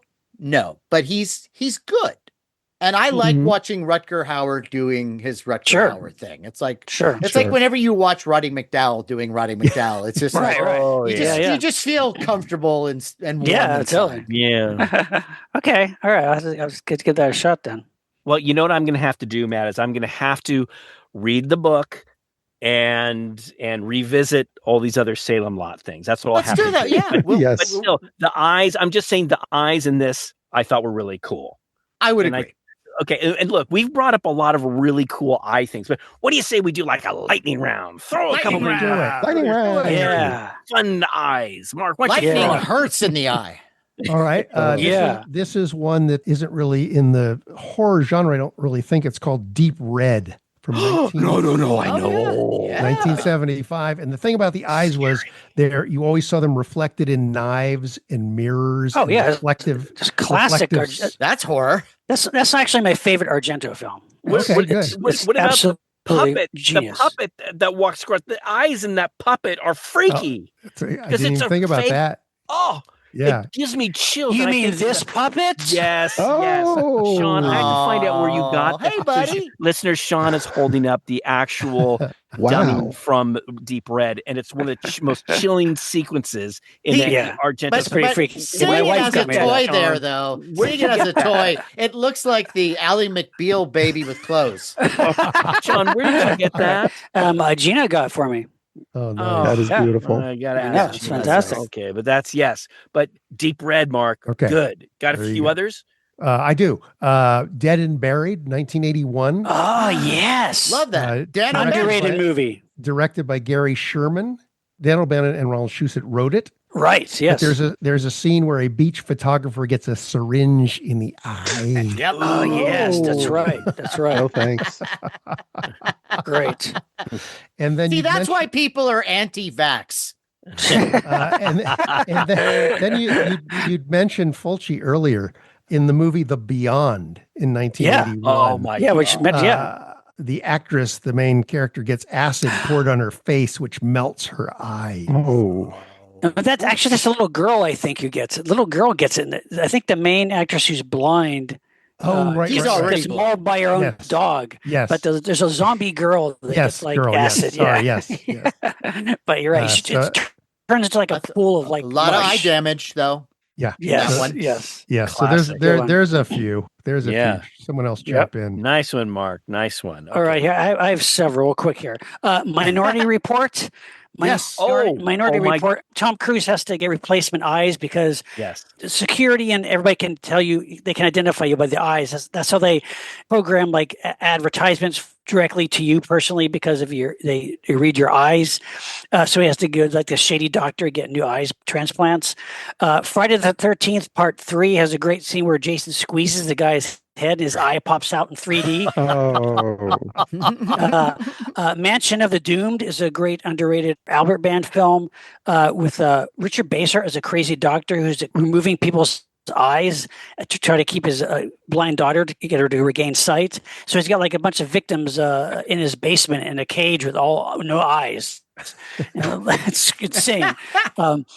Hostel has a very gruesome scene where like a woman's eye is like hanging, dangling. The guy has to cut him off with scissors. I like that movie. Me too. I know. It's a fun time. It's a good date movie. It is a good time. I'm out. There's a classic. It's a great Italian giallo film called Eyeball, which is basically some tourists traveling in Barcelona and they're picked off one by one, and the killer removes their eyes.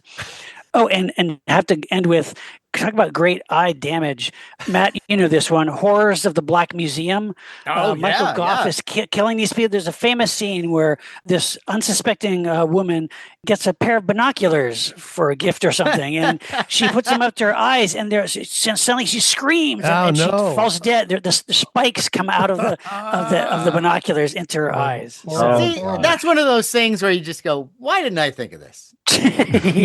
Going back to Minority Report for 1 second, that surgeon played by Peter Stormare is like one of the best parts in Minority Report, right? Yeah. He was great. Yeah. There you go. Those are really great. Well, how about this? Great makeup eyes. Looking at 1931's Frankenstein, the makeup done by Jack Pierce. When you look at Boris Karloff's face, those eyes that aren't his eyelids, those were placed there. And so those eyelids are part of the eye look. And when you first meet the monster for the first time, when he slowly turns around and James Whale does that 3 shot where you kind of see him from a distance and then medium shot and then a close up of the face, those eyes are really piercing done by Jack Pierce.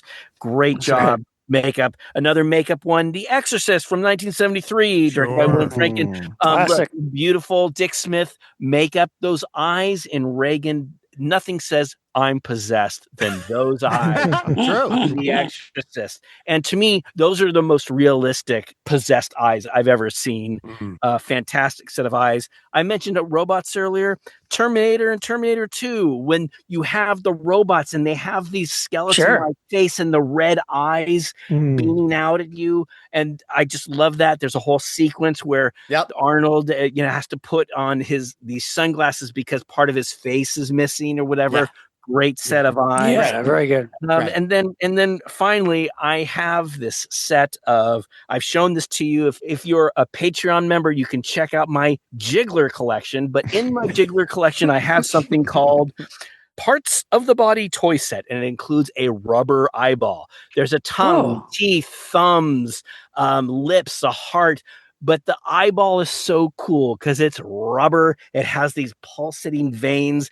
And if you drop it, it will bounce. So I actually wanted to cover it with like fake blood and have it drop. And, I faked with my parents, but my eye. And it would, but my parents knew they weren't, like, yeah, Larry, yeah, whatever. So, but anyway, the rubber eyeball from Parts of the Body Jiggler rubber toy set. So there's some cool Nice. eyes for you. Love Nice. it. James? Couple of segments of Night Gallery. The girl with the hungry eyes with Joanna Pettit. yes. Based on a Fritz Fritz Leiber Leiber. story. Yeah. And Joanna Which has Pettit. actually been made a few times. And also the pilot, Eyes, directed by Steven Spielberg. Yes. With Joan Crawford. A great twist ending. Hedorah, the smog monster. My Sure. favorite pair of Yes. kaiju eyes that also glow. Absolutely. There was an interview in the book Tokyoscope by Patrick Macias with the director, Yoshimitsu Banno, when Macias asked him about those eyes, and he said that they were really scary and they reminded him of vaginas. Was that on purpose? And Banno said, well, no, but I think vaginas are pretty scary, don't you? that more than anything else in the book it got a lot of attention. Ira 11 double feature, Rosemary's Baby, where you don't see the baby's eyes, but Mia Farrow, what have you done to his eyes? Great. You can only imagine what they look like, because you do Right. see in the impregnation scene, you see Satan's eyes, so you can kind of get an idea. And then at the end of the Stepford Wives, Yeah, I saw my list. yeah, where you think maybe Catherine Ross is out of the woods, but then you see in that penultimate scene where her eyes are just completely black, and they got her. Spoiler. And then finally, one of the most disturbing eye images in any movie was not on purpose. And this was, for me, this was Silence of the Lambs, and there are things eye related that you can discuss in Silence of the Lambs, like eyes feature prominently on the poster. Hannibal Lecter, Anthony Hopkins never blinks. Right. But to me, it's when I saw in the theater, Jodie Foster, for a good part of the movie, had some kind of a blood clot in her eye. And as soon as I noticed it, I was horrified by it, and I could not take my eyes off of it. This was before the age where they could CGI out shit like that. Really? So next time you see Silence of the Lambs, look at the close-ups of her face and look at her eye, and she's got this red blotch in her eyeball. It's like, fuck, Really? that's scary. Wow. Anyway, yeah. Interesting. Okay. I don't think I knew that. Matt? All right. Star Wars. The trash compactor creature. Yes, that was on my list. Yes. Yeah, I love that character. Yeah. I would like to have a full-size foam rubber version of him. That would be fun. Yeah. And just put that in the trash bins, for when the guys show up. Right. You could make one. And yeah, that's right. Yeah. I would also like to point out the Charles Laughton 1939 version of Hunchback of Notre Dame. The eye makeup on Quasimodo is, I think, to this day, perfect. Beautiful. Yeah. I mean, Yeah, realistic. sure. And I remember when they did when Dick Smith did those makeup kits that you could buy, like toy makeup kits with the flex flesh. Yes. You could do an eye like that, and it looked pretty good. And unfortunately, with those kits, you wear it once and then it's done. Right. Yes. Right. But I love that one. I also am a big fan of the Eye of Sauron in the Lord of the Rings. Right. Yep. So cool. And I have to mention the 1988 John Carpenter film, They Live. Oh, yes. Great alien eyes and cool sunglasses so you can see them. Yeah. Right. And just for titles, I would like to throw out The Hills Have Eyes, which, spoiler alert, they don't. Okay. And I waited all the way through, no hill eyes. And in a similar mode, the AIP film, The Beast with a Million Eyes. Yep. We all remember that one, right? And then you watch this whole fucking movie, and there's no beast with a million eyes. No. The poster lied. It did. I know the poster lied, because on the poster there is a creature that sort of looks like it might have. It suggests a million eyes. Yes. That's right. Because the way it's drawn, you think, oh my God, it's got all these eyes. And we're leading up to that. What a cool And then concept. you don't get that. What you get is an alien slave that's running this spaceship, which it's a puppet, and I actually like it, but me too. I do too. Yeah. It's no beast with a million eyes. But see, that's what I wanted to see, man. That's what I wanted too. And then there is a film that is I think underrated. It's not a classic, but it is a lot of fun. And I remember seeing it as a kid and being entertained in a way that I wasn't expecting. I was like, oh, this film has more to it than I thought. And it's a film called The Atomic Submarine. It's on my list too, Matt. Yeah. I like that one a lot. Yeah, I love that one. And there's the alien underwater, and they find this alien, and it's a big, weird Cyclops looking thing. And I remember when at first I was like, okay, this is a okay kind of submarine adventure. But then when they get to that, I'm like, oh, fuck, a monster. Yeah. Great. Yeah, exactly. Thank you, Jesus. Thank you for this. It looks a little similar to the creature in Roger Corman's first movie, the monster from the ocean floor. That's true. Yes, it which does. also has a little creature, tentacled eyeball creature underwater. Yeah. Although that one I think looks, and maybe I don't know if water helps it or hurts it in that one either, but yeah. And finally, I'm gonna wind things up with a game that I had as a child that was very creepy. And I wish I still had it. And one of these days I will get it on eBay. But it was a game called Kabbalah. C-A-Bala. Yes. Yeah. And it was this weird game that was almost like a Ouija board. Mm-hmm. And there were all these little cards around this plastic game board. And the game board was on this ball. So everybody would put their hands on it, and there'd be this marble that would roll around as you put pressure on each side, and the marble would roll in front of a card. Then you'd lift up the card, and it would tell you, you're going to die in 3 days. Have fun, kids, or something like that. And, right. What was great about it was that I'm not even sure if I ever played the game. I would just sit in the dark with this game board because it glowed in the dark. And that was the tagline, Kabbalah glows. Kabbalah glows. That's and in cool. the middle of the game board was this weird black eyeball with a pupil and this glow in the dark kind of little weird socket frame around it. And that thing would roll around too. And I just thought, just for the game board alone, it's worth picking this thing up and finding it. And this is where I'm like Larry. I've had chances to buy pieces of it, but I'm kind of waiting to find at least a mostly complete one. So there you go, Kabbalah. Check it out, play it, and be terrified. Cool. This has been fun. This has been fun. I think we've talked about so many cool eyeball things. And James, you're okay, right? You're okay. I do feel a little browbeaten. He's been triggered. I'm going to try this joke again. You've been an apt pupil. Now I get it. Now you get it. But look, you did a great job. Wait, I'm just Horshack from Welcome Back, Carter. I have to mention, because I mention this all the time, is the 50s movies Killers from Space. That's the one with Peter Graves and the killer ping pong balls.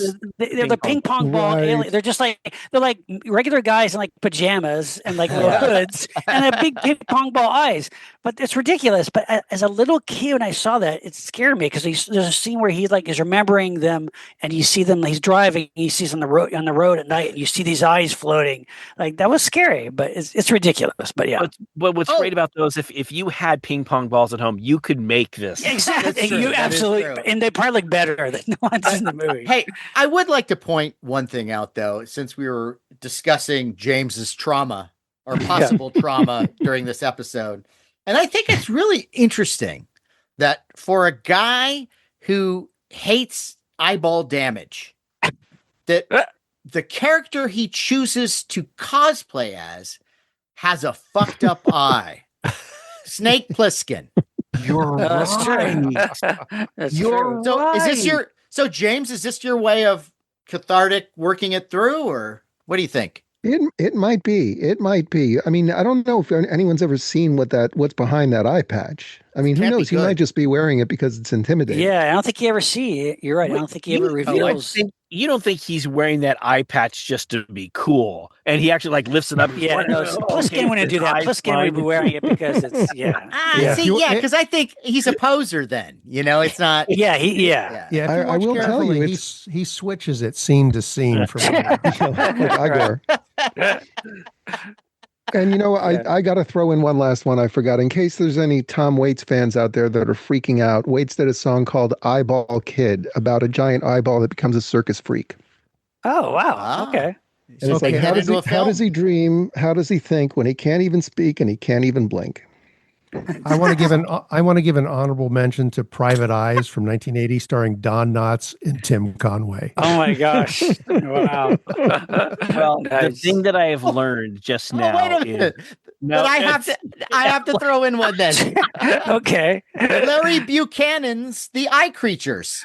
It was on my list too, which is a remake of Invasion of the Saucer Man. There you go. That's right. Wow. And then eyes all over the bodies. We could do another eye episode. We absolutely can. I think it's all done. Well, that's what I've learned is we could go on and on. You've brought up a lot of great eye stuff. I see that we could probably do more of this at another time. It's true. But Mark, it's been an absolute joy to have you with us. Boy, you absolutely some great eye stuff. Love being with you guys.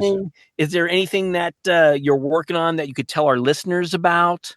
Yes, I have re-entered the podcast realm. You may remember I used to have the show Succotash for 12 years. I loved it. And I think mutual friend Dean Hagland, I believe you're familiar with. Dean! Yeah. He and his podcast partner Phil Larness have been running something called the Chill Pack Hollywood Hour for 19 years. Wow. And they've recently moved their operation to Substack and have decided to release different flavors of Chill Pack. And there's an art one and there's a music one. And I am the host of Television with Mark HERSHON. Oh, nice. So it drops about once every 3 or 4 weeks. And we usually Phil and I talk about it's all about current TV, what's out there. Current. Oh, okay. And whatnot. That's like any genre? Any genre, doesn't matter. Just what's out there, what's good to watch, what's bad to avoid. Right. Things like that. So been doing that. Cool. You can find that. The second episode just dropped this week. So that's cool. And other than that, you can look for some puppets that I've been making on another podcast on Fly on the Wall with Dana Carvey and David Spade. Nice. 20 years ago, I made a series of puppets for Dana that we used to try and use in some videos, just made out of foam core and a laser printed photograph of celebrities that he could do impressions of with popsicle stick handles. And he was like, hold them up in front of the camera. And he started to do that now in this podcast because there's a video component in the podcast he does with Spade.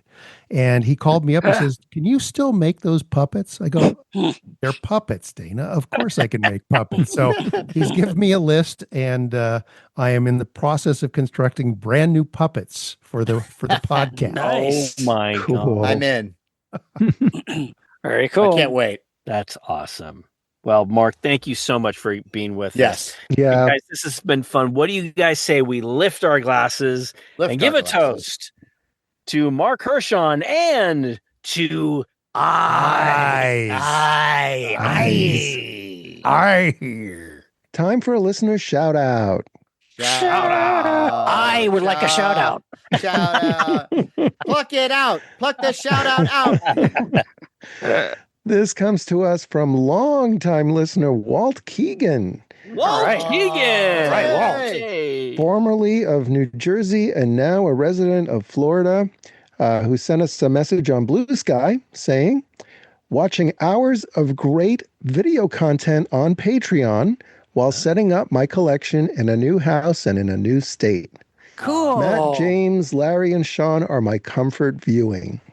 Nice. That's great. That's nice. That sounds fun you. too, setting up Well, your collection. Yeah. Yeah. Yeah, and Yeah. he included a picture. He's got a huge stormtrooper there, which I'm sure he built from scratch, knowing Walt. And Wow. Nice. Yeah. Walt, congratulations on your move, and thank you thank you for, for being such a longtime supporter, listening and chiming in, especially for your support on Patreon. We really, really appreciate it. And it's great. Yeah. For me, it's really, really rewarding to know, like, with Angela McNichols, that listeners are still listening after all this time, because we don't necessarily hear from them every 2 weeks, but it's great to know that they're still listening. Really, really appreciate that. Yeah. And Walt, I need you to record something for me to listen to when I get a home back that I can put my collection back up on, because my entire house has been ripped to shreds.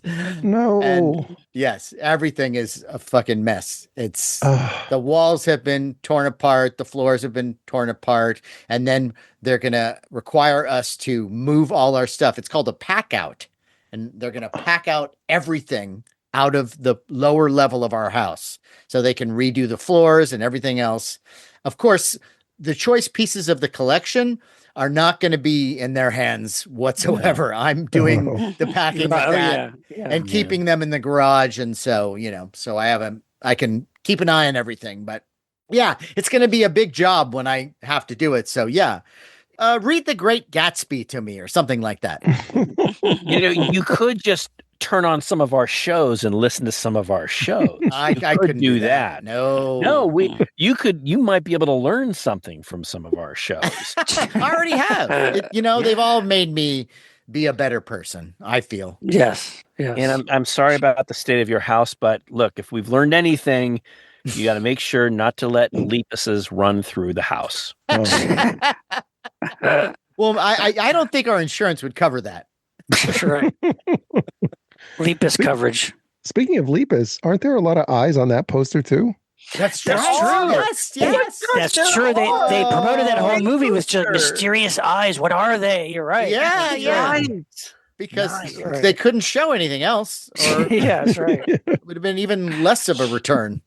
And what about DeForest Kelly's eyes? Aren't they creepy and weird and scary? Look at those eye bags. Wow. This should be rated R. Oh, they're wise eyes. Yes. No, we love DeForest wherever he is. Yes, of course. Well, we talked about a lot of movies and TV that you can watch, but if you really want to feast your eyes on something, how about some Monster Party merch on our eBay store, which is called, you guessed it, Monster Party Store. We're talking about the Monster Party PPE cloth mask, which you could wear over your eyes. You could, yes. We're talking about the legendary Monster Party baseball cap. Which you could put that over your eyes. You could put the bill over your eyes if you want some shade. Yeah. The Monster Party shot glass, which if you buy you could put those over your eyes and pretend you're the Fly. Yes, exactly. And of course, the Monster Party T-shirt, which comes in the Monster Party logo that glows in the dark, and also the kaiju design by Derek Robertson. Also, you could pull that up over your eyes if you need some shut eye. So, all-purpose merch on our eBay store. And if you also happen to be a Patreon member and purchase from our eBay store, we will throw in free surprise goodies, courtesy of our good friends Jason Lindsay at Biff Bang Pow Toys and foam fabber extraordinaire Ted Haynes. Two men who are currently being questioned by the authorities about all the people who keep getting lost in their eyes. And for all you Monster Partiers, don't forget that Monster Party has some cool merch at TeePublic. You can get T-shirts, you can get mugs, you can get tote bags with our cool, unique artwork and designs on it. You can just go to teepublic.com/user/Monster Party Podcast, and you can find all our designs there.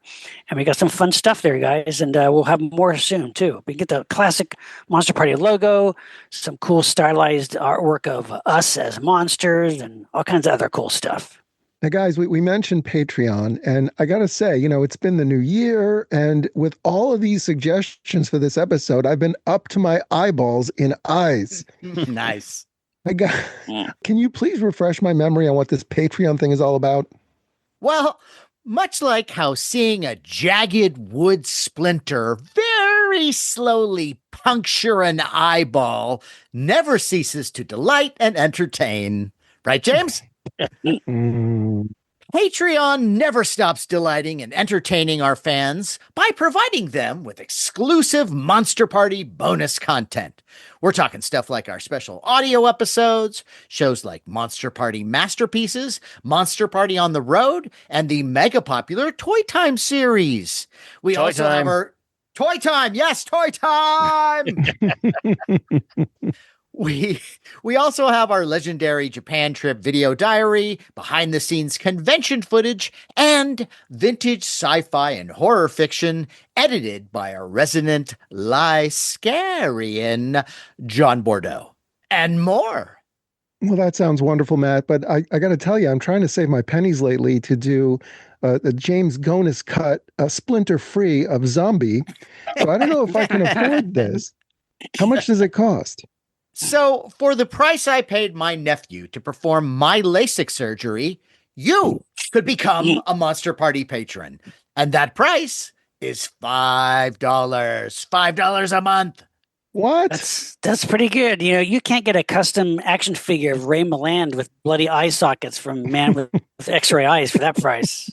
If you show me the place where that is $5, I will buy 100 of them. Me too. I'll get it for $6. 98 of them just in case. Well, you know what? That is a 2020, Matt. How do I join? Oh, you're so good. Well, all you have to do is you go to patreon.com, you go to Monster Party, you click join, you follow the instructions, and next thing you know, you'll be as happy as a Martian finally getting his third eyelid. And speaking of the Ludovico method, we are on social media on Facebook at Monster Party TV, YouTube, also Monster Party TV, Twitter, and Instagram at Monster Party HQ. We are also now on Blue Sky at Monster Party HQ. Also want to mention that on our YouTube channel, we have a relatively new video from Larry Stroth.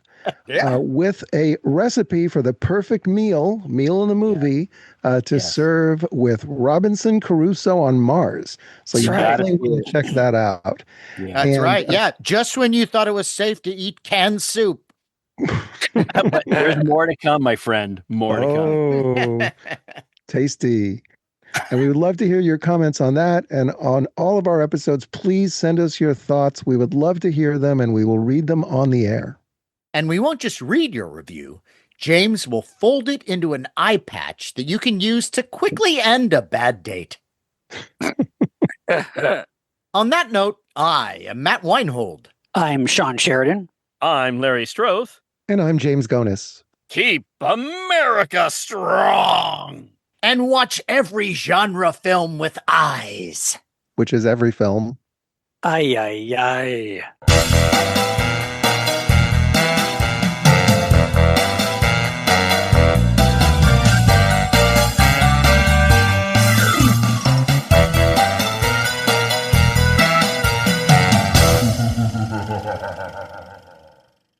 Unmute it.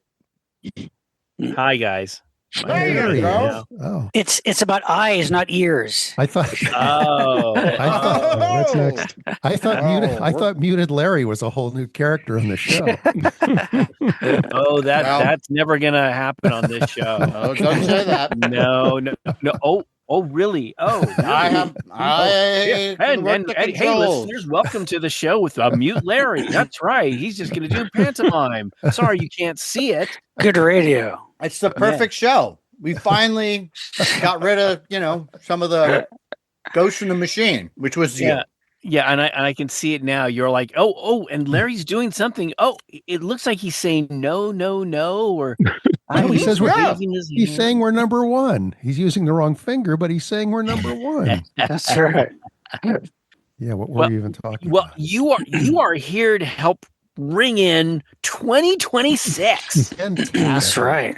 I mean, look, we don't just ask anybody, any clown out there to just come on the show to start. Don't we? No.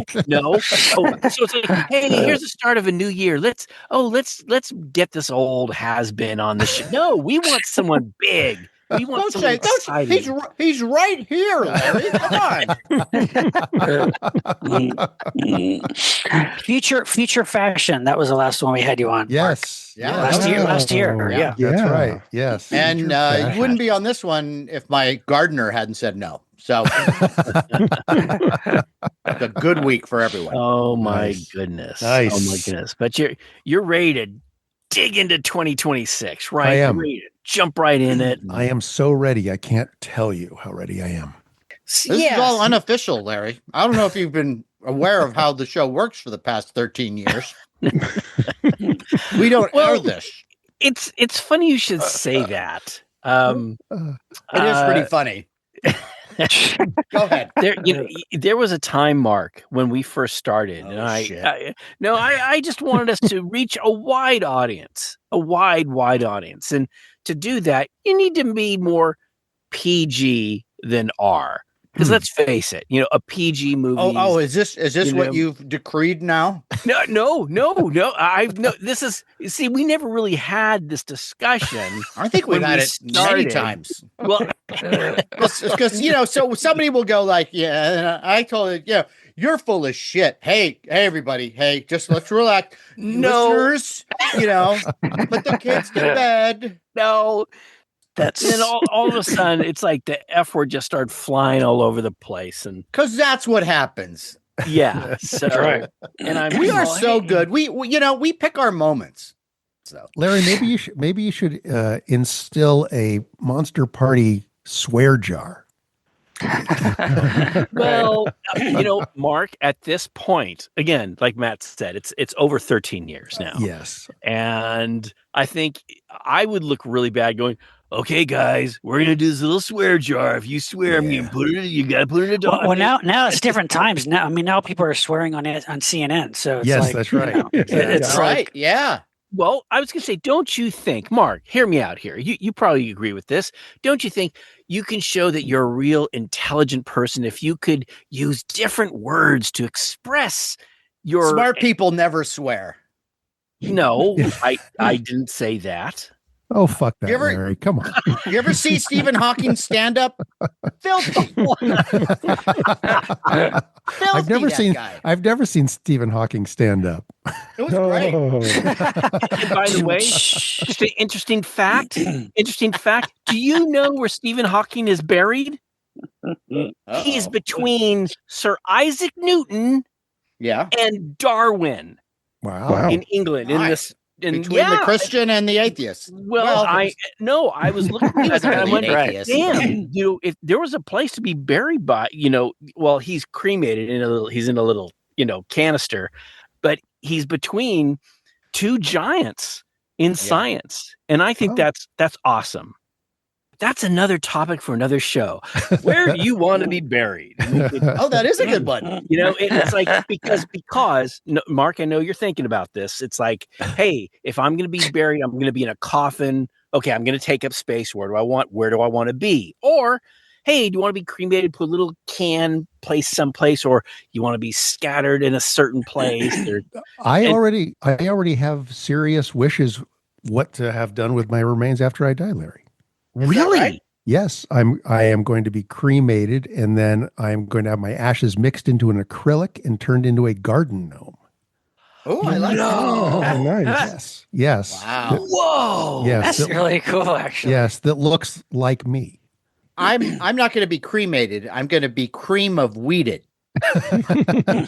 And then served to all your friends. All my friends. But Mark, would you be mixed in the plaster? And there's a mold. Yes. Okay. That's a good premise for like a horror film where the guy dies and the gnome comes to life. Right. Yes. Yeah. I like that. But see, Mark would be a nice, happy gnome. He would be a pleasant gnome. He wouldn't be like an evil gnome. Oh no, turn evil though. That's right. No, so he gets cremated. This lovely man gets cremated. I have no control over what happens to me after. Yeah, you never know. No, I see your gnome hanging out outside that house where you got jilted with the King Kong when you were a kid. Oh my God. Oh my God.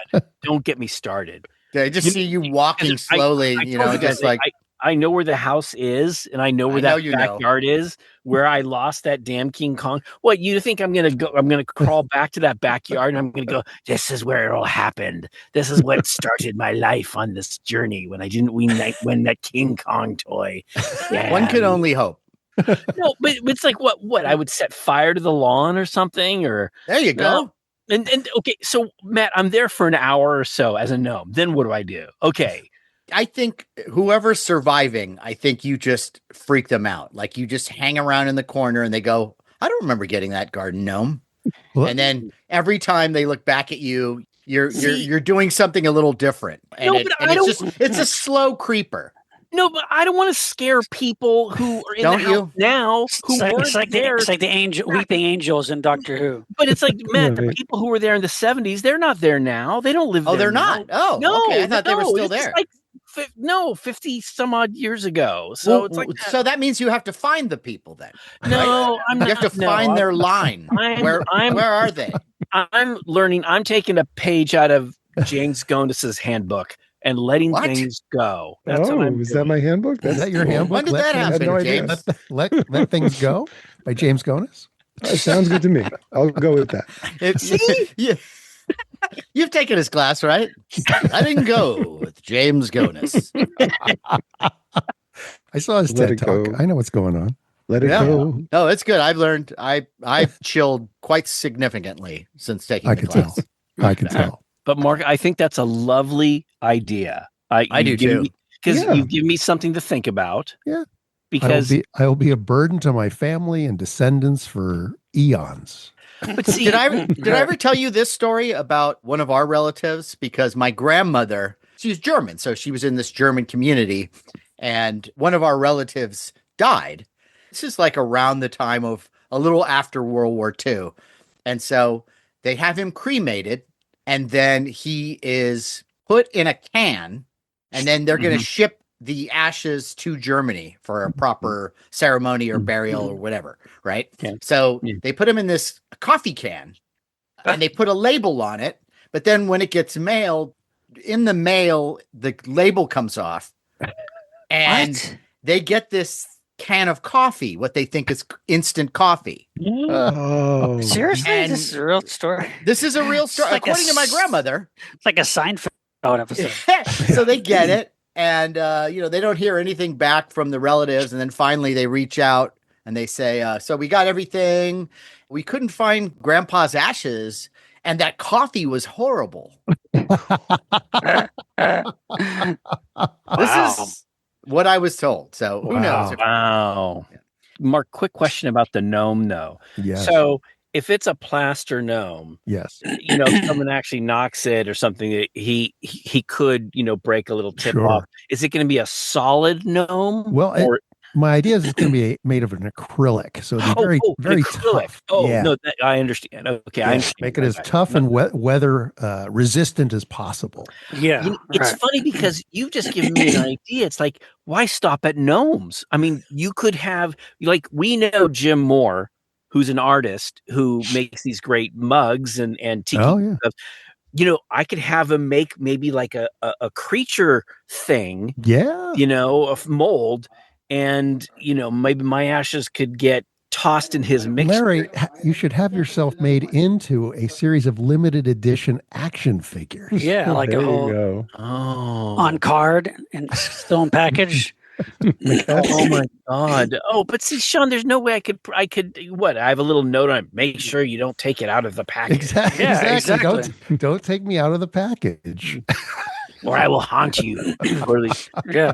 And that's another thing, Sean. It's like if you get cremated and you're put in all these little bits and pieces, it's kind of like the film where there's the body parts, that all come to life. Yeah. Asylum. Yeah. Because anthology. I feel like it wouldn't be your whole essence, would it? In all these little pieces, it would just be all kinds of pieces of you would be spread out. Right. That's true. Yep. But or if that happens to you and you're cremated and split up like that, is it more of a fractal thing where every little bit of you is the same as the whole That's version true. of you? I saw this really cool French movie where something like that happens. This guy goes through his life. He thought he was switched at birth, and he gets cremated. And at the end, as the ashes go up, he's laughing. You hear him laughing, and you see the cameras like floating down to all these parts in France, and he's laughing the whole time, like he's on this wonderful journey. And it was really kind of cool. And it's like, he's here. It's like every little bit is like his own essence. So maybe. Yeah. Mark, would the gnome have a lantern like a lawn jockey? It could have. Yeah. Would there be a point to having the lantern? Well, a light source. Well, okay. It wouldn't be one of those guys holding like a ring, like you put your horse onto. It wouldn't be one of those. No, you're like a gnome, like in a neat little pose. With his arms on his hips or something, with a little smirk, maybe. Or give him like a little wheelbarrow or one of those. Wheelbarrow. That's very standard gnomish. Is it going to be painted, or you want to keep it like gray? Well, no, I again, being an acrylic, I think I'd have the colors built into it. Yeah. So like if he's got like a little blue coat, it would be blue forever. I really like this idea. I really do. I just last are we still on the garden gnome? Well yes. just a quick gnome. We didn't want you to miss a minute. This is really quick. So when I was working at Playboy, there was this show called Night Calls. It was a big sexual show or whatnot. And they like to do themes, with October, it's a Halloween show, a Valentine's Day show. Well, in March, they did a St. Patrick's Day show. And the production designer went to this local prop house in LA and rented all these giant size leprechauns, gnomes. Now you know what a gnome looks like, and they had them all over the set, and everyone goes, "Hey, look at the leprechauns!" And I had to go up to the production designer and go, these are not leprechauns; they're gnomes. And he looks at me, and goes, "Larry, no one's gonna fucking care. No one's gonna know." And I'm like, "I noticed. I'm gonna look at this show and go, you got gnomes, not." You didn't get leprechauns, and I was pissed. I have never had trouble masturbating to a show because the production wrong mythical character was in the shot. Right. I'm just saying, come on, get there. These are not leprechauns. I was so close. We're all intelligent people here. I'm sure we would say, clearly those are not leprechauns. They are gnomes. Yes. Right? I would save that for the meeting after. Yeah. Couple notes. Yeah, well, Nerd notes. We got to be careful, though, because if you put all capitals, people think you're yelling. Yeah, I got that. Yeah. Fuck. Did you? Yes, I did. Don't use all capitals, people. I'm not going to explain the whole thing, but save that for another show. Was that a job? Yes, and I used all capitals, and this person got very upset because they said I was yelling. I'm like, it's an email. Okay. Yeah. James? Well, sometimes there's the mistake where you just have it on caps and you don't even think about it, right? That happened to me today, and my boss said, "Why are you yelling at me?" See, there you go. I don't think of it as yelling. I think this is important. It's bold. It's big. It was an accident. I didn't know the caps were on, so it happens. It does, and it happened to Mark HERSHON. If it can happen to me, it can happen to anyone. Yeah, right. I mean, this is a guy who has got it together. Oh, you know man. what I mean? He's not a yeller, as far as I know. That's right. That's right. I try not to be. But remember, if you say something like, on Tuesday, this coming Tuesday, that can't work. Right. No, I understand. You've been around. Yeah, Larry, I want you to run through all the possible scenarios just to make sure he understands what we're doing. We need to use the restroom, because we're all a little older now. Right. We're all a little older. If we need to take a break, you can just, hey, guys, I need to take a moment. I just let it go. And you must assume that voice too. Yeah, it's a sort of a bad Robert Mitchum voice, guys. I just have a bucket under my desk, Larry. Yes, it's like Larry. I'm a pro. Yes, you are. Fantastic. All right. Larry gave us a tube one Christmas for peeing in, and I laughed at it until I needed it. How do you like that? Exactly. I use it frequently, sir. I mean, I think it was one of the best things. And it's because I've used it and I thought it was a handy tool, Then you all should have. I was sharing my happiness with I'm you. using it now. See? Using it as we speak. See how convenient? I'm using it to poo. Ooh, out of the I don't know box. how you can really do that, but it's, I'm a little gooey. Goopy. Oh, Lot of fiber today. yeah. Oh my God. Well, Please, let's start now. No, Sean, I have a few more things to say about my Okay. poo. just our little banter. Just our little. Hey, little, you know. we should do an episode called "Poop!" Exclamation point. You could do that.